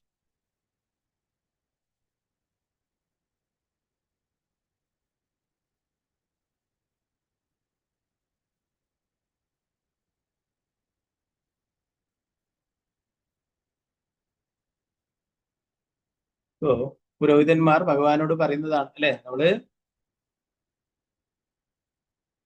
ഈ വലിയൊരു യജ്ഞം നടത്തിയിട്ടുള്ളത് നമ്മുടെ തന്നെ സ്വന്തം ആഗ്രഹ പൂർത്തീകരണത്തിനായിരുന്നു, ഭൗതിക ആഗ്രഹങ്ങൾ പൂർത്തീകരിക്കാനായിട്ടാണ് അല്ലെ, അങ്ങയെ സംതൃപ്തനാക്കാനായിട്ടായിരുന്നില്ല.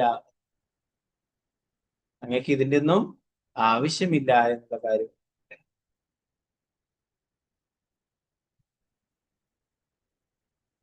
ഇന്നലത്തെ കുറച്ച് ഭാഗങ്ങൾ നമ്മൾ നോക്കാനുണ്ട് അല്ലെ.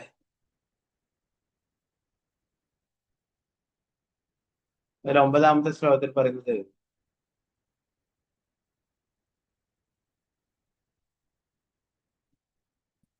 അല്ലയോ ഭഗവാന്മാരുടെ ഭഗവാൻ, മോചനത്തിന്റെ പ്രക്രിയ ധർമാർത്ഥ കാമമോക്ഷങ്ങളുടെ നിർവ്വഹണത്തിൽ ഞങ്ങൾ സമ്പൂർണമായും അജ്ഞരാണ്. എന്തുകൊണ്ടെന്നാൽ ജീവിതത്തിന്റെ ലക്ഷ്യം എന്താണെന്ന് യഥാർത്ഥത്തിൽ ഞങ്ങൾക്ക് അറിയില്ല. ആരാധനയ്ക്ക് ക്ഷണിക്കപ്പെട്ട ഒരു വ്യക്തിയുടെ വിനയത്തോടെയാണ് അങ്ങയുടെ ആഗതനായിരിക്കുന്നത്. പക്ഷെ വാസ്തവത്തിൽ അങ്ങയുടെ സന്നിഹിതനായതിനാൽ ഞങ്ങൾക്ക് അങ്ങയെ ദർശിക്കാൻ കഴിയുന്ന അങ്ങ് അപവർഗം എന്ന്, മോചനം എന്ന് വിളിക്കപ്പെടുന്ന അങ്ങയുടെ വ്യക്തിപരമായ മഹത്വത്താൽ, അങ്ങയുടെ സ്വന്തം ഇഷ്ടത്താലും അഹൈതകമായ കാരണങ്ങൾ ഞങ്ങളുടെ ഇഷ്ടത്തെയും താല്പര്യത്തെയും സേവിക്കാൻ ഇവിടെ വന്നു. അജ്ഞത മൂലം ഞങ്ങൾക്ക്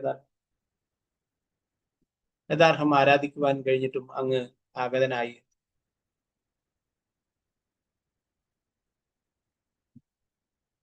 ഭഗവാൻ അത്രയും കാരുണ്യവാനാണ് അല്ലെ. അഭിമഹാരാജാവിന്റെ ആഗ്രഹം പൂർത്തീകരിക്കാനായിട്ടാണ് പുരോഹിതന്മാർ ഇത്രയും വലിയൊരു യജ്ഞം നടത്തിയിട്ടുള്ളത്.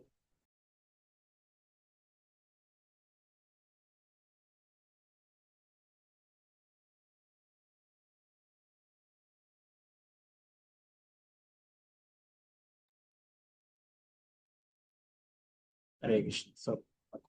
അപ്പോൾ നാഭി മഹാരാജാവിന്റെ ആ ആഗ്രഹ പൂർത്തീകരണത്തിനാണ് ഇത്രയും വലിയൊരു യജ്ഞം പുരോഹിതന്മാർ നിർവഹിച്ചിട്ടുള്ളത് അല്ലെ. അപ്പൊ അവർക്ക് മനസ്സിലായി ഭഗവാനെ സംതൃപ്തനാക്കാൻ, ഭഗവാനെ സന്തോഷിപ്പിക്കുവാൻ ഭക്തിക സേവനങ്ങൾ ഒന്നുകൊണ്ട് മാത്രമേ സാധിക്കുള്ളൂ അല്ലെ. നേരത്തെ പറഞ്ഞു എല്ലാ വസ്തുക്കളും യജ്ഞത്തിൽ അഗ്നിയിൽ ഹോമിക്കുകയാണ് ഇവരൊക്കെ ചെയ്തത് അല്ലെ. എന്നാൽ നേരിട്ട് ഭഗവാൻ പറയുന്നു, എനിക്കൊരു തുളസിയിലയോ അല്ലെ അല്പം ജലമോ നൽകുകയാണെങ്കിൽ ഞാൻ എന്നെ തന്നെ അവർക്ക് നൽകും എന്നുള്ള കാര്യം. ഭഗവാനെ സംതൃപ്തനാക്കാനായിരുന്നു തങ്ങളുടെ വ്യക്തിപരമായിട്ടുള്ള ആഗ്രഹം പൂർത്തീകരണത്തിനായിട്ടാണ് ഇങ്ങനെ ഒരു വലിയ യജ്ഞം നടത്തിയിരുന്നത്. എന്തിനും ഭഗവാൻ അത്രയും കാരുണ്യവാനായത് കൊണ്ട് തന്നെ ഇവിടെ പ്രത്യക്ഷനായി അല്ലെ. ഭാവർത്ത് പറഞ്ഞു, വിഷ്ണു ഭഗവാൻ യാഗവേദിയിൽ നേരിട്ട് സന്നിധനായി, പക്ഷെ അദ്ദേഹത്തിന്റെ വ്യക്തിപരമായ എന്തെങ്കിലും താല്പര്യം മുൻനിർത്തിയാണ് ഇതെന്ന് അർത്ഥമില്ല. അവർ പറയുന്നത് അതേപോലെ അർച്ചാവിഗ്രഹം ക്ഷേത്രത്തിലെ ബിംബം സന്നിധമാകുന്നതും ഇതേ ലക്ഷ്യത്തിലാണ്. പരമദൈവത്വ പുരുഷനായ ഭഗവാൻ അദ്ദേഹത്തിന്റെ അകാരണമായ കാരുണ്യത്താൽ ഞങ്ങൾക്ക് മുന്നിൽ സന്നിധനായി. അതുകൊണ്ട് ഞങ്ങൾക്ക് അദ്ദേഹത്തെ കാണാൻ കഴിഞ്ഞു. അതീന്ദ്രിയ ദർശനമില്ലാതിനാൽ ഞങ്ങൾക്ക് അദ്ദേഹത്തിന്റെ ആധ്യാത്മികമായ സച്ചിദാനന്ദ വിഗ്രഹം കാണാൻ കഴിയില്ല. അതിനാൽ അദ്ദേഹത്തിന്റെ കാരുണ്യത്താൽ അദ്ദേഹം ഞങ്ങൾക്ക് കാണാൻ കഴിയുന്ന രൂപത്തിൽ വരും. ഇതെന്താ പറയുന്നത്? ഭഗവാൻ ഇവിടെ യജ്ഞവേദിയില് വൈകുണ്ഠത്തിൽ നിന്നും വന്നു അല്ലെ. അതുപോലെ തന്നെയാണ് നമ്മുടെ ക്ഷേത്രത്തിലായാലും വീടുകളിലായാലും അർച്ചാമൂർത്തിയായിട്ട് ഭഗവാൻ അവതരിച്ചിരിക്കുന്നത്. നമുക്ക് ഭഗവാന്റെ ഈ ചർമ്മചക്ഷുഷ് കൊണ്ട് ഭഗവാന്റെ അതീന്ദ്രിയമായിട്ടുള്ള രൂപം, സച്ചിദാനന്ദമയമായിട്ടുള്ള രൂപം കാണുവാനായിട്ടുള്ള കഴിവില്ല. അതുകൊണ്ട് ഭഗവാൻ അത്രയും കാരുണ്യവാനായത് കൊണ്ട് നമ്മുടെ ഈ ചർമ്മചക്ഷുഷ് കൊണ്ട് കാണാൻ പറ്റുന്ന ഭൗതിക വസ്തുക്കൾ ഭഗവാൻ അവതരിക്കുന്നത്. വിചാരിച്ചിട്ട് ഭഗവാൻ ഭൗതിക വസ്തുവല്ല അല്ലെ. നമുക്ക് കാണാനായി പറ്റുന്ന സാധനങ്ങളാണ് ശില, തടി, ലോഹം അല്ലെ, ഇങ്ങനെയുള്ള വസ്തുക്കളൊക്കെ. അപ്പൊ ഭഗവാൻ അതിൽ അവതരിക്കുന്നു അല്ലെ. ദാരുബ്രഹ്മനായിട്ട് മരത്തിൽ ഭഗവാൻ അവതരിച്ചു, ജഗന്നാഥ ഭഗവാനായിട്ട് ദാരുബ്രഹ്മനായിട്ട്. അതുപോലെ ശിലയിൽ ഭഗവാൻ അവതരിക്കും അല്ലെ. സാലഗ്രാം ശില ഭഗവാനായിട്ട് മാറുകയുണ്ടായി, രാധാരമണായിട്ട് മാറുകയുണ്ടായി. അപ്പോ ഭഗവാൻ അത്രയും കാരുണ്യവാനാണ്. അതുകൊണ്ട് നമുക്ക് കാണാൻ സാധിക്കുന്ന വസ്തുക്കളിൽ ഭഗവാൻ അവതരിക്കും. അല്ലാതെ ഭഗവാൻ ഒരു ശിലയായിട്ടോ ഒരു തടിയായിട്ടോ അല്ലെ. നിരീശ്വരവാദികൾ പറയും അതൊരു ശിലയാണ് അല്ലെ, അതൊരു തടിയാണ് എന്ന്. കുറെ കഴിയുമ്പോൾ അവരൊക്കെ പോയിട്ട് അതിനെ ജൈവിളിക്കുകയും ചെയ്യും അല്ലെ. സ്വന്തം കാര്യങ്ങൾ വരുമ്പോ അവരവിടെ പോകും. അന്നേരം ശിലയാണ് പറഞ്ഞതൊന്നും അവർക്ക് ഓർമ്മയുണ്ടാവില്ല. ആരും അറിയാതെ കുറെ പൂജകളൊക്കെ ചെയ്യും. പൊളിറ്റീഷ്യന്മാരൊക്കെ അങ്ങനെ. ഓക്കെ, അതെന്തോ ഇരിക്കട്ടെ. ഓക്കെ, അപ്പോ ഭഗവാൻ നമ്മോട് കാരുണ്യം കാണിക്കുവാനായിട്ട് നമുക്ക് കാണാൻ സാധിക്കുന്ന വസ്തുക്കളിൽ അവതരിക്കുന്നു. നമ്മൾ 11ാം സ്കന്ധത്തിലൊക്കെ പഠിക്കും ഭഗവാൻ അവതരിക്കുന്ന വസ്തുക്കളെ കുറിച്ചിട്ട് അതിൽ വിശദമായിട്ട് പറയും.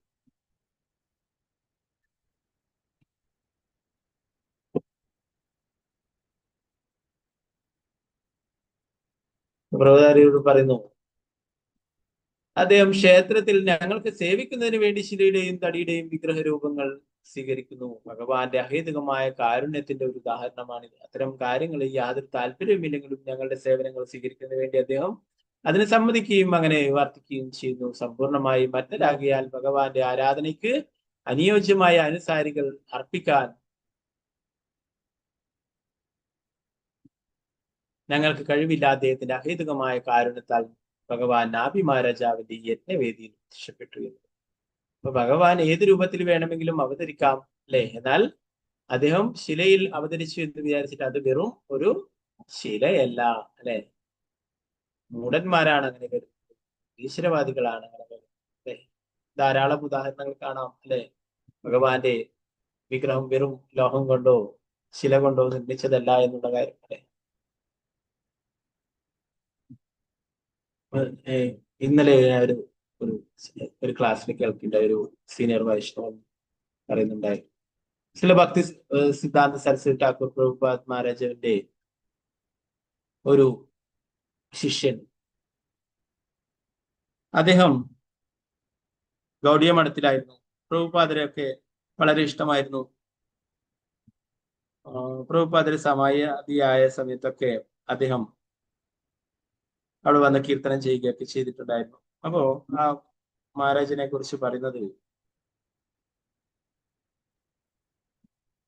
ആശ്രീല ഭക്തി പ്രമോദ മഹാരാജ് പുരി മഹാരാജ്, ഭക്തി പ്രമോദ പുരി മഹാരാജ് എന്ന് പറയുന്ന ഭക്തി സിദ്ധാന്ത സരസ്വതി ഠാക്കൂർ പ്രഭുപാദിന്റെ ശിഷ്യൻ ഒരിക്കൽ അവിടെ ഗൗഡിയ മഠത്തില് അവിടെ അദ്ദേഹത്തിന്റെ റൂമിൽ ഇരിക്കുകയായിരുന്നു. അദ്ദേഹം എന്നിട്ട് അദ്ദേഹത്തിന് എന്തോ വല്ലാത്ത അസ്വസ്ഥത അനുഭവപ്പെടുകയുണ്ടായി. അപ്പോ അദ്ദേഹം എന്തോ ശരീരമൊക്കെ വലിയ വേദന തോന്നുകയുണ്ടായിരുന്നു. അപ്പോ ഉടനെ ഒരു ശിഷ്യനെ വിളിച്ചു. ശിഷ്യൻ വന്നു. ശിഷ്യൻ പറഞ്ഞു, ഞാൻ അങ്ങക്ക് ആ ശരീരത്തിലൊക്കെ തടവിത്തരാം, മസാജ് ചെയ്തു തരാം. അല്ല, ഇതല്ല, അത് വേദന ഇതല്ല എന്ന് പറയും. അങ്ങനെ മസാജ് ചെയ്താൽ മാറുന്ന വേദനയല്ല ഇത്.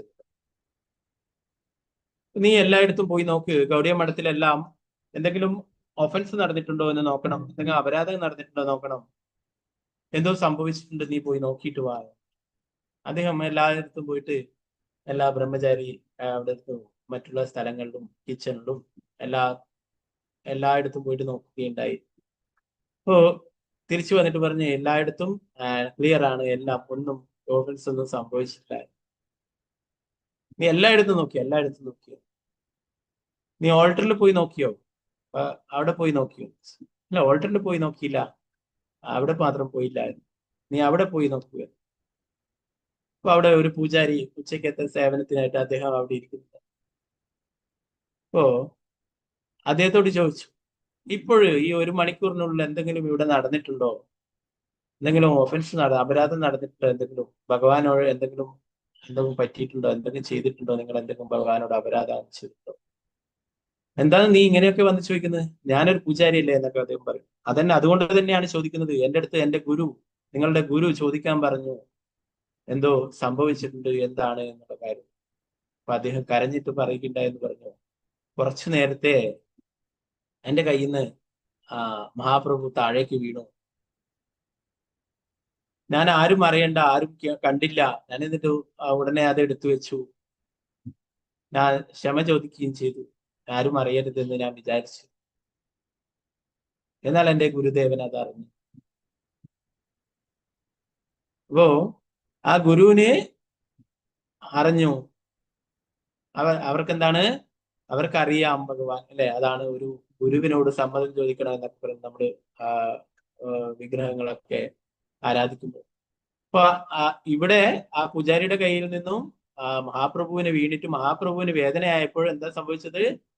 ആ പ്രമോദ് പുരി മഹാരാജ്, ആ ഭക്തി സിദ്ധാന്ത സരസ്വതി ഠാക്കൂർ പ്രഭുപാദിന്റെ ശിഷ്യനെ വേദനിക്കുകയുണ്ടായി ശരീരത്തിൽ. എന്നാൽ അദ്ദേഹത്തിന്റെ ശരീരം മസാജ് ചെയ്തതുകൊണ്ട് ആ വേദന മാറുകയുണ്ടായിരുന്നു, അല്ലെ? മഹാപ്രഭുവിനെ ഇവിടെ വേദനിക്കുകയുണ്ടായി. അപ്പൊ അദ്ദേഹത്തിന് അറിയാൻ സാധിച്ചു, പോയിട്ട് നോക്കാനായിട്ട് പറഞ്ഞു. അപ്പൊ ആ ശിഷ്യൻ കരഞ്ഞു കൊണ്ടുപോയിട്ട് മാപ്പ് പറയുകയുണ്ടായിരുന്നു. അപ്പോ ആ ഗുരുവിനെ കാണാനായിട്ട് സാധിച്ചു, അറിയാനായിട്ട് സാധിച്ചു. അപ്പോ ഇത് കല്ലാണ് എന്ന് കരുതുന്നവർക്ക് അത് കല്ല് തന്നെയാണ്, അല്ലെ? ധാരാളം ആൾക്കാരെ കാണാം, അവര് പ്രാർത്ഥിക്കുകയൊക്കെ ചെയ്യും, എന്നാൽ ഭഗവാനാണെന്ന് പൂർണ്ണമായിട്ടും അവർക്ക് അത് വിശ്വാസമില്ല. അതൊരു മാർബിളിന്റെ പ്രതിമയാണ്, അല്ലെങ്കിൽ ഒരു മരത്തിന്റെ പ്രതിമയാണെന്ന് പറയില്ല, അല്ലെ? ധാരാളം ലീലകൾ നമ്മൾ കണ്ടിട്ടുണ്ട്, അല്ലെ? സാക്ഷി ഗോപാൽ, അല്ലെ? ഭഗവാൻ, അല്ലെ? ആ ബ്രാഹ്മണ കുട്ടി പറയുകയുണ്ടായി, നിനക്ക് സംസാരിക്കാൻ കഴിയെങ്കിലേ എന്റെ പുഴം ജഗന്നാഥപുരി വരെ വന്നിട്ട് സാക്ഷി പറയാനും നിനക്ക് സാധിക്കും എന്ന് പറഞ്ഞിട്ട് ആ ബ്രാഹ്മണ കുട്ടിയുടെ പിന്നാലെ സാക്ഷി പറയാനായിട്ട് വൃന്ദാവനത്തിൽ നിന്നും ഗോപാൽ പോവുകയുണ്ടായി. കുട്ടി പറയുന്നു, പ്രതിമാ നഹീതു സാക്ഷാൽ ബ്രജേന്ദ്രനന്ദൻ, അങ്ങ് വെറും പ്രതിമയല്ല, സാക്ഷാൽ നന്ദ മഹാരാജാവിന്റെ പുത്രനാണ്, യശോദാനന്ദനാണ്, നന്ദനന്ദനാണ്, ബ്രജേന്ദ്രനന്ദനാണ്. അപ്പോ ധാരാളം ലീലകളല്ലേ നമ്മുടെ ഉടുപ്പി കൃഷ്ണന്റെ ലീലകൾ, ധാരാളം ലീല ഉടുപ്പി കൃഷ്ണൻ തിരിഞ്ഞു നിന്നത് അല്ലെ, ധാരാളം ലീലകൾ നമ്മൾ കണ്ടിട്ടുള്ളതാണ്. ഇപ്പോ നിരീശ്വരവാദികൾ അങ്ങനെ കരുതുന്നു. എന്നാൽ ഭക്തന്മാരൊരിക്കലും അത് ശിലയായിട്ടോ മരമായിട്ടോ അല്ലെ ലോഹമായിട്ടോ കരുതുന്നില്ല. അത് സാക്ഷാൽ ഭഗവാനായിട്ട് കരുതുന്നു. അത് പറയുന്നത് ഭഗവാൻ നമ്മോട് കാരുണ്യം കാണിക്കുവാനായിട്ട് ക്ഷേത്രങ്ങളിലും വീടുകളിലൊക്കെ ഭഗവാൻ അവതരിച്ചിട്ടുള്ളതാണ് അർച്ചാമൂർത്തിയായിട്ട്. ധാരാളം ലീലകളുണ്ട് അല്ലെ, അത് ഇതുമല്ലായിരുന്നു. ലഡു ഗോപാലിന്റെ ഒക്കെ ലീലകൾ ധാരാളമായിട്ട്. അല്ലയോ എല്ലാവരിലും വെച്ച് ആരാധ്യാർഹനായവനെ എല്ലാ അനുഗ്രഹദായനും ശ്രേഷ്ഠൻ അവിടുന്ന് ആകുന്നു. ഞങ്ങളുടെ അനുഗ്രഹാർത്ഥമാണ് അവിടുന്ന് വിശുദ്ധനായ നാഭിരാജാവിന്റെ രീതിയിൽ പ്രതിഷ്ഠനായത്. അങ്ങ് ഞങ്ങളാൽ കാണപ്പെട്ടതിനാൽ ഞങ്ങൾക്ക് മേൽ അങ്ങ് ഏറ്റവും വിലപ്പെട്ട അനുഗ്രഹം വർഷിച്ചു. എന്താണ് പറയുന്നത്?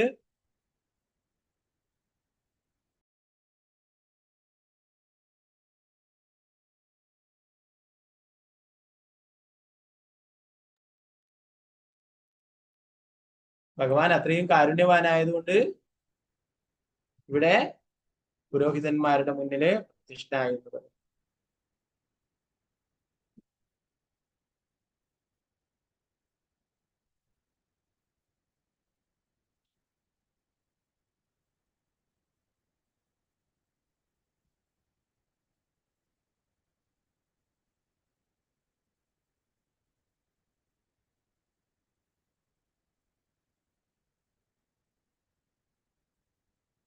സ്വന്തം ഭക്തന്മാരുടെ സംതൃപ്തിക്കും മോചനത്തിനും വേണ്ടിയാണ് കൃഷ്ണൻ പ്രത്യക്ഷപ്പെട്ടത്. വാസ്തവത്തിൽ അദ്ദേഹം സ്വയം അവതരിക്കുന്ന അസുരന്മാരെ വധിക്കാൻ മാത്രമല്ല സ്വന്തം ഇടനിലക്കാരെ കൊണ്ട് അത് നിർവഹിക്കുവാൻ അദ്ദേഹത്തിന് കഴിയും. വിഷ്ണു ഭഗവാൻ നാഭി മഹാരാജാവിന്റെ യജ്ഞരംഗത്ത് പ്രത്യക്ഷനായത് രാജാവിനെയും പരിവാരങ്ങളെയും സംതൃപ്തരാക്കാൻ മാത്രമായിരുന്നു. അദ്ദേഹത്തിന്റെ അവിടുത്തെ സാന്നിധ്യത്തിന് മറ്റൊരു നിദാനവും ഉണ്ടായിരുന്നില്ല എന്ന് ഭഗവാൻ പ്രത്യക്ഷനായി അല്ലെ.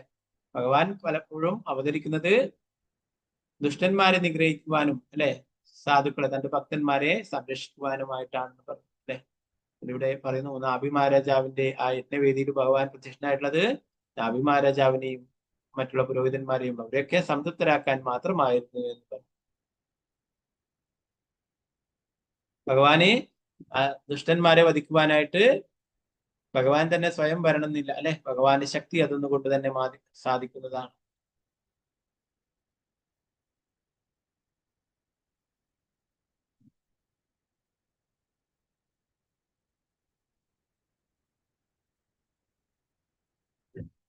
പ്രിയപ്പെട്ട ഭഗവാനെ, ചിന്താപൂർണരും വിശുദ്ധ വ്യക്തികളുമായി എല്ലാ മഹാമുനിവരും അങ്ങയുടെ ആധ്യാത്മിക യോഗ്യതകൾ നിരന്തരം വർണ്ണിച്ചുകൊണ്ടിരിക്കും. മുനിമാർ നേരത്തെ തന്നെ അളവറ്റ വൃത്തികെട്ട കാര്യങ്ങളെല്ലാം അറിവിന്റെ അഗ്നി കൊണ്ട് ദഹിച്ചു കളഞ്ഞവരും ഭൗതിക ലോകത്തുള്ള വിരക്തി ശക്തിപ്പെടുത്തി.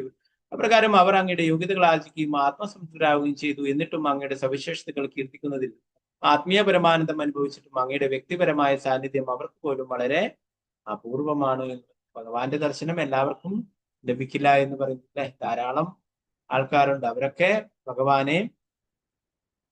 ഭഗവാന്റെ ദർശനത്തിനായിട്ട് കാത്തിരിക്കും അല്ലെ. എന്നാൽ ഇവിടെ ഭഗവാൻ അവിടെ നാഭി മഹാരാജാവിന്റെ യജ്ഞവേദിയിൽ പ്രത്യക്ഷനായി എന്ന് പറഞ്ഞു.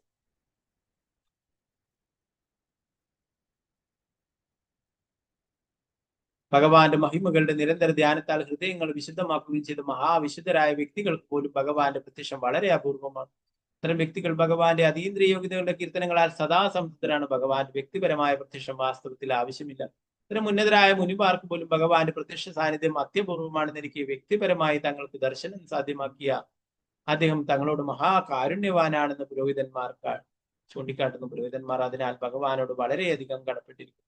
അത്രയും കാരുണ്യവാനായതുകൊണ്ട് ഭൗതിക ആഗ്രഹത്തിന് നടത്തിയിട്ടുള്ള ഈ യജ്ഞവേദിയിൽ പോലും ഭഗവാൻ പ്രത്യക്ഷനായി അല്ലെ. നേരത്തെ ഭഗവാൻ പറഞ്ഞു ഞാൻ ഇതാണ് അവരുടെ ഭക്തിത സേവനങ്ങൾ കൊണ്ടാണ് പ്രത്യക്ഷനായിട്ടുള്ളത് എന്ന് അല്ലെ. അവരുടെ യജ്ഞങ്ങളിൽ വസ്തുക്കൾ സമർപ്പിച്ചത് കൊണ്ടല്ല, അവരുടെ ഭക്തിത സേവനങ്ങളിൽ സന്തുഷ്ടനായിട്ടാണ് ഞാൻ അവതരിച്ചിട്ടുള്ളത്.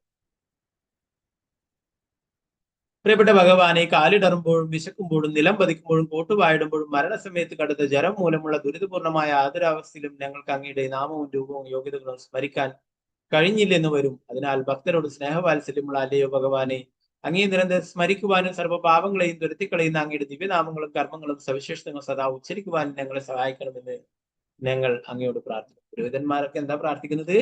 നമുക്ക് എല്ലാ സമയത്തും അങ്ങയെ സ്മരിക്കാനായിട്ട് സാധിക്കില്ല അല്ലെ. എല്ലാ സമയത്തും സ്മരിക്കുവാനും എല്ലാ പാപങ്ങളും ഇല്ലാതാക്കി കളയുന്ന ദിവ്യനാമം ജപിക്കുവാനും അങ്ങയുടെ മഹത്വങ്ങൾ കേൾക്കുവാനും ഒക്കെ സാധിക്കണമെന്നാണ് അങ്ങയോട് പ്രാർത്ഥിക്കുന്നത്. ഞങ്ങൾ മരണസമയത്ത് ഭഗവാന്റെ ദിവ്യനാമങ്ങളും ഗുണങ്ങളും കർമ്മങ്ങളും അന്തേ നാരായണ സ്മൃതി സ്മരിക്കാൻ കഴിയുന്നതാണ് ജീവിതത്തിലെ യഥാർത്ഥ വിജയം. നമ്മൾ ക്ഷേത്രത്തിൽ ഭഗവാന്റെ ഭക്തി സേവനം ഏർപ്പെടുന്നുണ്ടെങ്കിലും ഭൗതിക സാഹചര്യങ്ങൾ അത്രയ്ക്ക് കഠിനവും അപരിഹാര്യവുമാകിയാൽ മരണസമയത്ത് രോഗാവസ്ഥയോ താറുമാറായ മാനസികാവസ്ഥയോ മൂലം ഭഗവാനെ വിസ്മരിച്ചു പോയേക്കാമാകിയാൽ മരണസമയത്ത് അത്തരമൊരു സ്നിഗ്ധാവസ്ഥയിലായിരിക്കുമ്പോൾ ഭഗവാന്റെ പങ്കജപാദങ്ങൾ സ്മരിക്കാൻ കഴിയുമാറാകണമെന്ന് പ്രാർത്ഥിക്കണം. ഇതിൽ സംബന്ധിച്ചൊരു ശ്രീമദ് ഭാഗവതം 6, 2, 9, 10, 14, 15 കാണാവുന്നതാണ്. എന്താ പറയുന്നത്, മരണസമയത്തും ഭഗവാനെ കുറിച്ചിട്ട് ഓർക്കാനായിട്ട് സാധിക്കും അല്ലെ. അതുകൊണ്ടാണ് ക്ലിശകരാൾവർ പറഞ്ഞു അല്ലെ, അവസാന സമയം എങ്ങനെ ഭഗവാനെ ഓർക്കാൻ സാധിക്കും. അതുകൊണ്ട് നല്ല അവസ്ഥയിൽ തന്നെ എന്റെ ആത്മാവ് അങ്ങയുടെ പാദങ്ങളിൽ എത്തിച്ചേരട്ടെ അല്ലെ. കൃഷ്ണത്വതീയ പദപങ്കജ പഞ്ചരാന്തം അദ്വൈവമേ വിശദു മാനസരാജകം പ്രാണപ്രയാണ സമയേ കപപാദ പിത്ത കണ്ടാവരോധന വിധോ സ്മരണസ്തി. മരണസമയത്ത് അവസാന സമയത്ത് പ്രായമാകുമ്പോഴ് കഴുത്തില് കഫം അല്ലെ, വാദം, പിത്തം ഇവയൊക്കെ കൊണ്ട് ശരിയായ രീതിയിൽ ശ്വസിക്കാൻ പോലും സാധിക്കില്ല. അപ്പോഴങ്ങനെ അങ്ങയുടെ നാമം ജപിക്കുവാനും അങ്ങയെ ഓർക്കാനും സാധിക്കും. അതുകൊണ്ട് ഈ ഒരു അവസ്ഥയിൽ തന്നെ എന്റെ മനസ്സാകുന്ന രാജഹംസം അങ്ങയുടെ പാദപങ്കജങ്ങളിൽ എത്തിച്ചേരട്ടെ എന്ന് പുരശകരാർവർ പ്രഭുപാദർ എപ്പോഴും ചൊല്ലാറുള്ള ഒരു ശ്ലോകം. എന്താ പറയുന്ന, അവസാന നിമിഷം അങ്ങനെ സാധിക്കാറില്ല. അവരുടെ പ്രാർത്ഥന എന്താണ്, എപ്പോഴും അവസാന നിമിഷം പോലും അങ്ങയെ ഓർക്കാനായിട്ട് സാധിക്കണം. ഭഗവാൻ പറയുന്ന ജീവിതകാലം മുഴുവൻ ഭക്തി സേവനങ്ങൾ അനുഷ്ഠിച്ച അവസാനം ഭഗവാനെ ഓർക്കാനോ ഭഗവാനെ സ്മരിക്കാനോ സാധിച്ചില്ലെങ്കിലും ഭഗവാൻ പറയുന്നത് അഹം സ്മരാമി ഭക്ത, അങ്ങനെയുള്ള ഭക്തനെ ഞാൻ സ്മരിക്കും, ഞാൻ ഓർക്കും എന്ന് പറയും.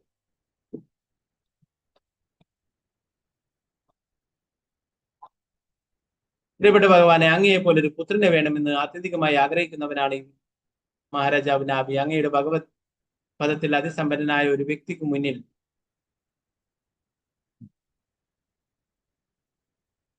ഒരു ധാന്യമണി യാചിക്കുവിന്റെ പദവിയാണിത്. ഇവന് സ്വർഗീയ ലോകത്തിലേക്കുള്ള ഉയർത്തലും ഭഗവത് ധാമത്തിലേക്കുള്ള മടക്കവും ഉൾപ്പെടെ ഏത് ഉന്നത പദവിയും നൽകാൻ അങ്ങേ കഴിയുമെങ്കിലും അവൻ അങ്ങേയറ്റം ആഗ്രഹിക്കുന്നു, അങ്ങേ ആരാധിക്കുന്ന ഒരു പുത്രന് വേണ്ടി.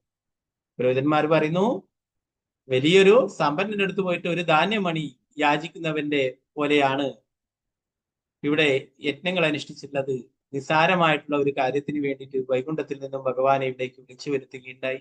എന്താണ് ചോദിക്കുന്നത്, ഒരു പുത്രനെ വേണമെന്നുള്ളത്.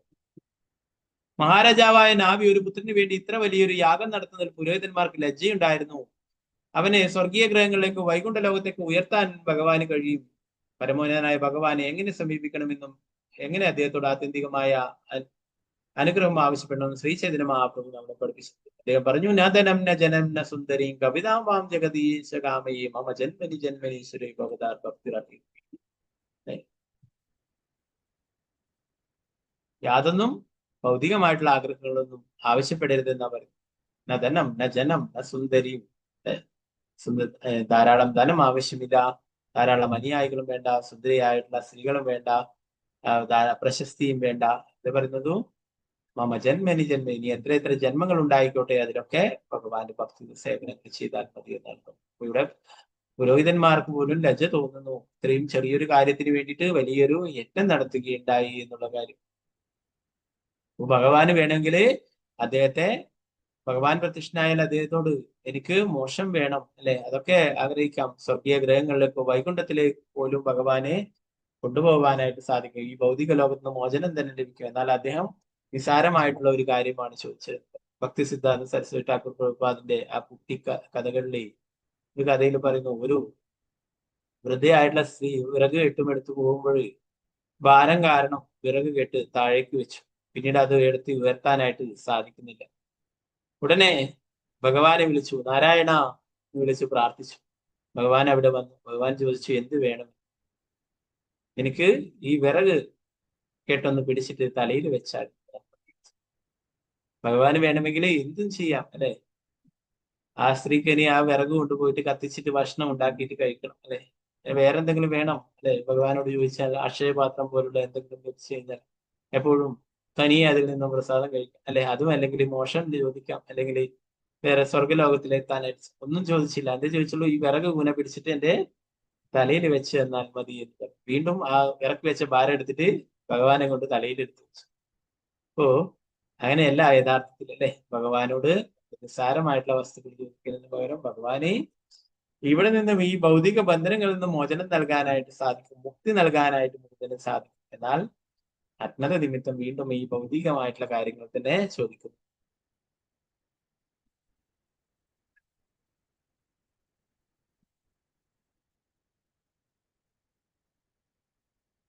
നാഭി മഹാരാജാവ് വിഷ്ണുവിനെ പോലൊരു പുത്രനെയാണ് ആഗ്രഹിച്ചത്. ദൈവത്തെ പോലൊരു പുത്രനെ കാക്ഷിക്കുന്നത് പോലും ഇന്ദ്രിയ പ്രണം പരിശുദ്ധനായ ഒരു ഭക്തൻ ഭഗവാന്റെ പ്രേമസേവനത്തിൽ മുഴുകാൻ മാത്രം അഭിലഷിക്കുന്നു. കാരണം ഒരു പുത്രനെ ആഗ്രഹിച്ചു അല്ലെ, അതും ഇന്ദ്രിയ ഭൗതികമായിട്ടുള്ള ആഗ്രഹമാണ്, ഇന്ദ്രിയ പ്രണമാണ്. പ്രിയപ്പെട്ട ഭഗവാന് മഹാഭക്തന്മാരുടെ പാദപങ്കജങ്ങൾ ആരാധിക്കാത്ത ഒരുവൻ മായാശക്തിയിൽ പരാജനാവും, അവന്റെ ബുദ്ധി മതിഭ്രമത്തിലാവുകയും ചെയ്യും. തീർച്ചയായും വിഷം പോലുള്ള ഭൗതികാസ്വാദനത്തിന്റെ തരംഗങ്ങൾ ആരാണ് വഹിച്ചു കൊണ്ടുപോകപ്പെടാത്തത്? അങ്ങയുടെ മായാശക്തി അതിലംഘനീയമാണ്. ഭൗതിക ശക്തിയുടെ മാർഗം കാണാനും അതെങ്ങനെയാണ് പ്രവർത്തിക്കുന്നതെന്ന് പറയാനും ആർക്കും കഴിയില്ലായിരുന്നു.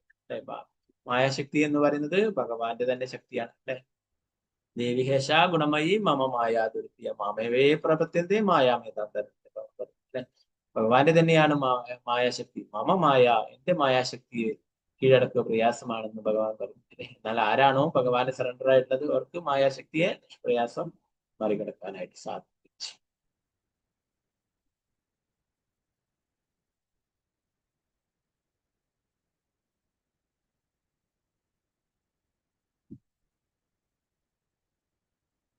ഒരു ഭക്തന് മാത്രമേ മായയുടെ മഹാപ്രേരണയെ മറികടക്കാൻ കഴിയൂ. ഒരു പുത്രനെ വേണമെന്ന് നാഭി മഹാരാജാവ് ആഗ്രഹിച്ചത് അവന്റെ ഭാഗത്തു നിന്നുള്ള അപരാധമായിരുന്നില്ല. അവൻ പരമദിവ്യപുരുഷനായ ഭഗവാനെ പോലെ ഒരു പുത്രനെ, എല്ലാ പുത്രന്മാരും ശ്രേഷ്ഠനായ ഒരു പുത്രനെയാണ് ആഗ്രഹിച്ചത്. ഭഗവാന്റെ ഭക്തന്മാരുടെ സഹവാസം ഉണ്ടായാൽ അവരുവൻ പിന്നീട് ഒരിക്കലും ഭൗതിക ഐശ്വര്യം ഇച്ഛിക്കില്ലെന്ന് ചൈതന്യ ചരിതാമൃതം അതിലേക്കും പറയുന്നുണ്ട്. ഒരു മായയുടെ ബന്ധത്തിൽ മോചനമാകണം, ഭഗവാന്റെ ഭഗവാനിലേക്ക് മടങ്ങിപ്പോകണമെന്നും ഗൗരവപൂർവം ആകർഷിക്കുന്ന വർഷം അവൻ സാധുവിനോട് ഭക്തനോട് സമ്പർക്കത്തിലാകണം. എല്ലാ ശാസ്ത്രങ്ങളും വിധിച്ചിട്ടുള്ളതാണ്. ഒരു ഭക്തനോട് നേരിയ സമ്പർക്കം മതി ഒരുവന് മായയുടെ കുരുക്കളിൽ നിന്ന് മോചിതനാകാൻ. പരിശുദ്ധനായ ഒരു ഭക്തന്റെ കാരുണ്യമില്ലാത്ത ഒരാൾക്കും ഒരർത്ഥത്തിലും സ്വതന്ത്രനാകാനാവില്ല. തീർച്ചയായും ഭഗവാന്റെ പ്രേമസേവനം നേടി ഒരു ഭക്തന്റെ സഹവാസം അനിവാര്യമാണ്. സാധുസംഘം മഹാഭക്തന്റെ അനുഗ്രഹമില്ലാതെ ആർക്കും മായയുടെ കുരുക്കുകളിൽ നിന്ന് വിടുതൽ കിട്ടില്ല. പ്രഹ്ലാദ് മഹാരാജാവും പറയുന്നു, ഒരു മഹാഭക്തന്റെ പാദധൂളി ശിരസിൽ പതിയാതെ പാദരജോഭിഷേകം ഒരുവനും ഭഗവാന്റെ പരിശുദ്ധ ഭക്തനാകാൻ കഴിയില്ല. ഒരു പരിശുദ്ധ ഭക്തൻ നിഷ്കിഞ്ചനായിരുന്നു. അവൻ ഈ ലോകത്തിൽ ആസ്വദിക്കുവാൻ ഭൗതിക ആഗ്രഹങ്ങളൊന്നുമില്ല. ഒരുവൻ അവന്റെ യോഗ്യതകൾ ആർജിക്കണമെങ്കിൽ അത്തരം ഒരു ഭക്തനെ ശരണം പ്രാപിക്കണം. പരിശുദ്ധ ഭക്തൻ എപ്പോഴും മായയുടെ കുരുക്കുകളിൽ നിന്നും അവരുടെ സ്വാധീനത്തിൽ സ്വതന്ത്രനായിരിക്കണം. പരിശുദ്ധ ഭക്തന്റെ കാരുണ്യം വേണം എന്ന് പറഞ്ഞു. ഈ മായയുടെ സ്വാധീനത്തിൽ നിന്നും മോചിതനാവാനായിട്ട് എന്ന് പറഞ്ഞു. പരിശുദ്ധ ഭക്തന്റെ കാരുണ്യം കൊണ്ട് അതിൽ നിന്നും രക്ഷപ്പെടാം അല്ലെ. നേരത്തെ തന്നെ ദാസിപുത്രനായിരിക്കുമ്പോഴും നാരദ മുനിക്ക് അല്ലെ ശുദ്ധഭക്തന്മാരുടെ കാരുണ്യം അല്ലെ, ഭക്തഭുക്ത അവശേഷം എന്ന് പറയുന്നത് ഭക്തപാദധൂളി വേണമെന്നാണ്. ഭക്തന്മാരുടെ പാദധൂളി ശിരസിൽ അണിയാതെ പാദരജോ അഭിഷേകം അല്ലെ. ഭക്തപാദധൂളി, ഭക്തപാദജൽ, ഭക്തഭുക്ത അവശേഷ തീനോ മഹാബല എന്ന് പറഞ്ഞു. ഭക്തന്മാരുടെ പാദധൂളി, ഭക്തന്മാരുടെ പാദങ്ങൾ അഭിഷേകം ചെയ്തിട്ടുള്ള ജലം അല്ലെ, ഭക്തന്മാർ കഴിച്ചതിന്റെ ബാക്കി, ഇത് മൂന്നും ആത്മീയമായിട്ടുള്ള ഫലം നൽകുന്നതാണ്. ഓക്കെ, ബാക്കി ഭാഗങ്ങൾ നമുക്ക് നാളത്തെ ക്ലാസ്സിൽ നോക്കാം. നാളെ പുതിയ അധ്യായം തുടങ്ങാം. കുറച്ച് ഭാഗങ്ങളിൽ അവസാനത്തെ കുറച്ച് ഭാഗങ്ങൾ നാളത്തെ ക്ലാസ്സിൽ നോക്കാം കേട്ടോ. ഗ്രന്ഥരായ ശ്രീമദ് ഭാഗവതം की जय, श्री प्रभुपाद की जय, गुरु महाराज की जय, തായ ഹരേ കൃഷ്ണ. നാലാമത്തെ അധ്യായമാണ് നാളെ. പരമദിവ്യത പുരുഷനായ ഭഗവാൻ ഋഷഭദേവന്റെ സവിശേഷതകളെ കുറിച്ച് പറയുന്നതാണ് നാലാമത്തെ അധ്യായം.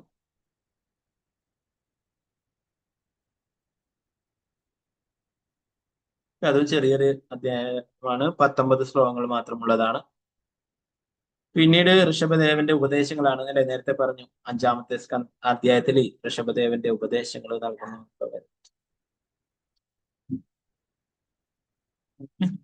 ഹരേ കൃഷ്ണ.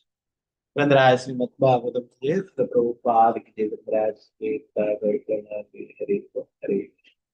പഞ്ചകൽപതരൂപശ്ച കൃപാസിന്ധുദേവച പതിദാനം പാവനം വൈഷ്ണവേഭ്യോ നമഃ. അനന്തകോടി വൈഷ്ണവ വൃന്ദ की जय, श्री प्रभुपाद की जय, गुरु महाराज की जय,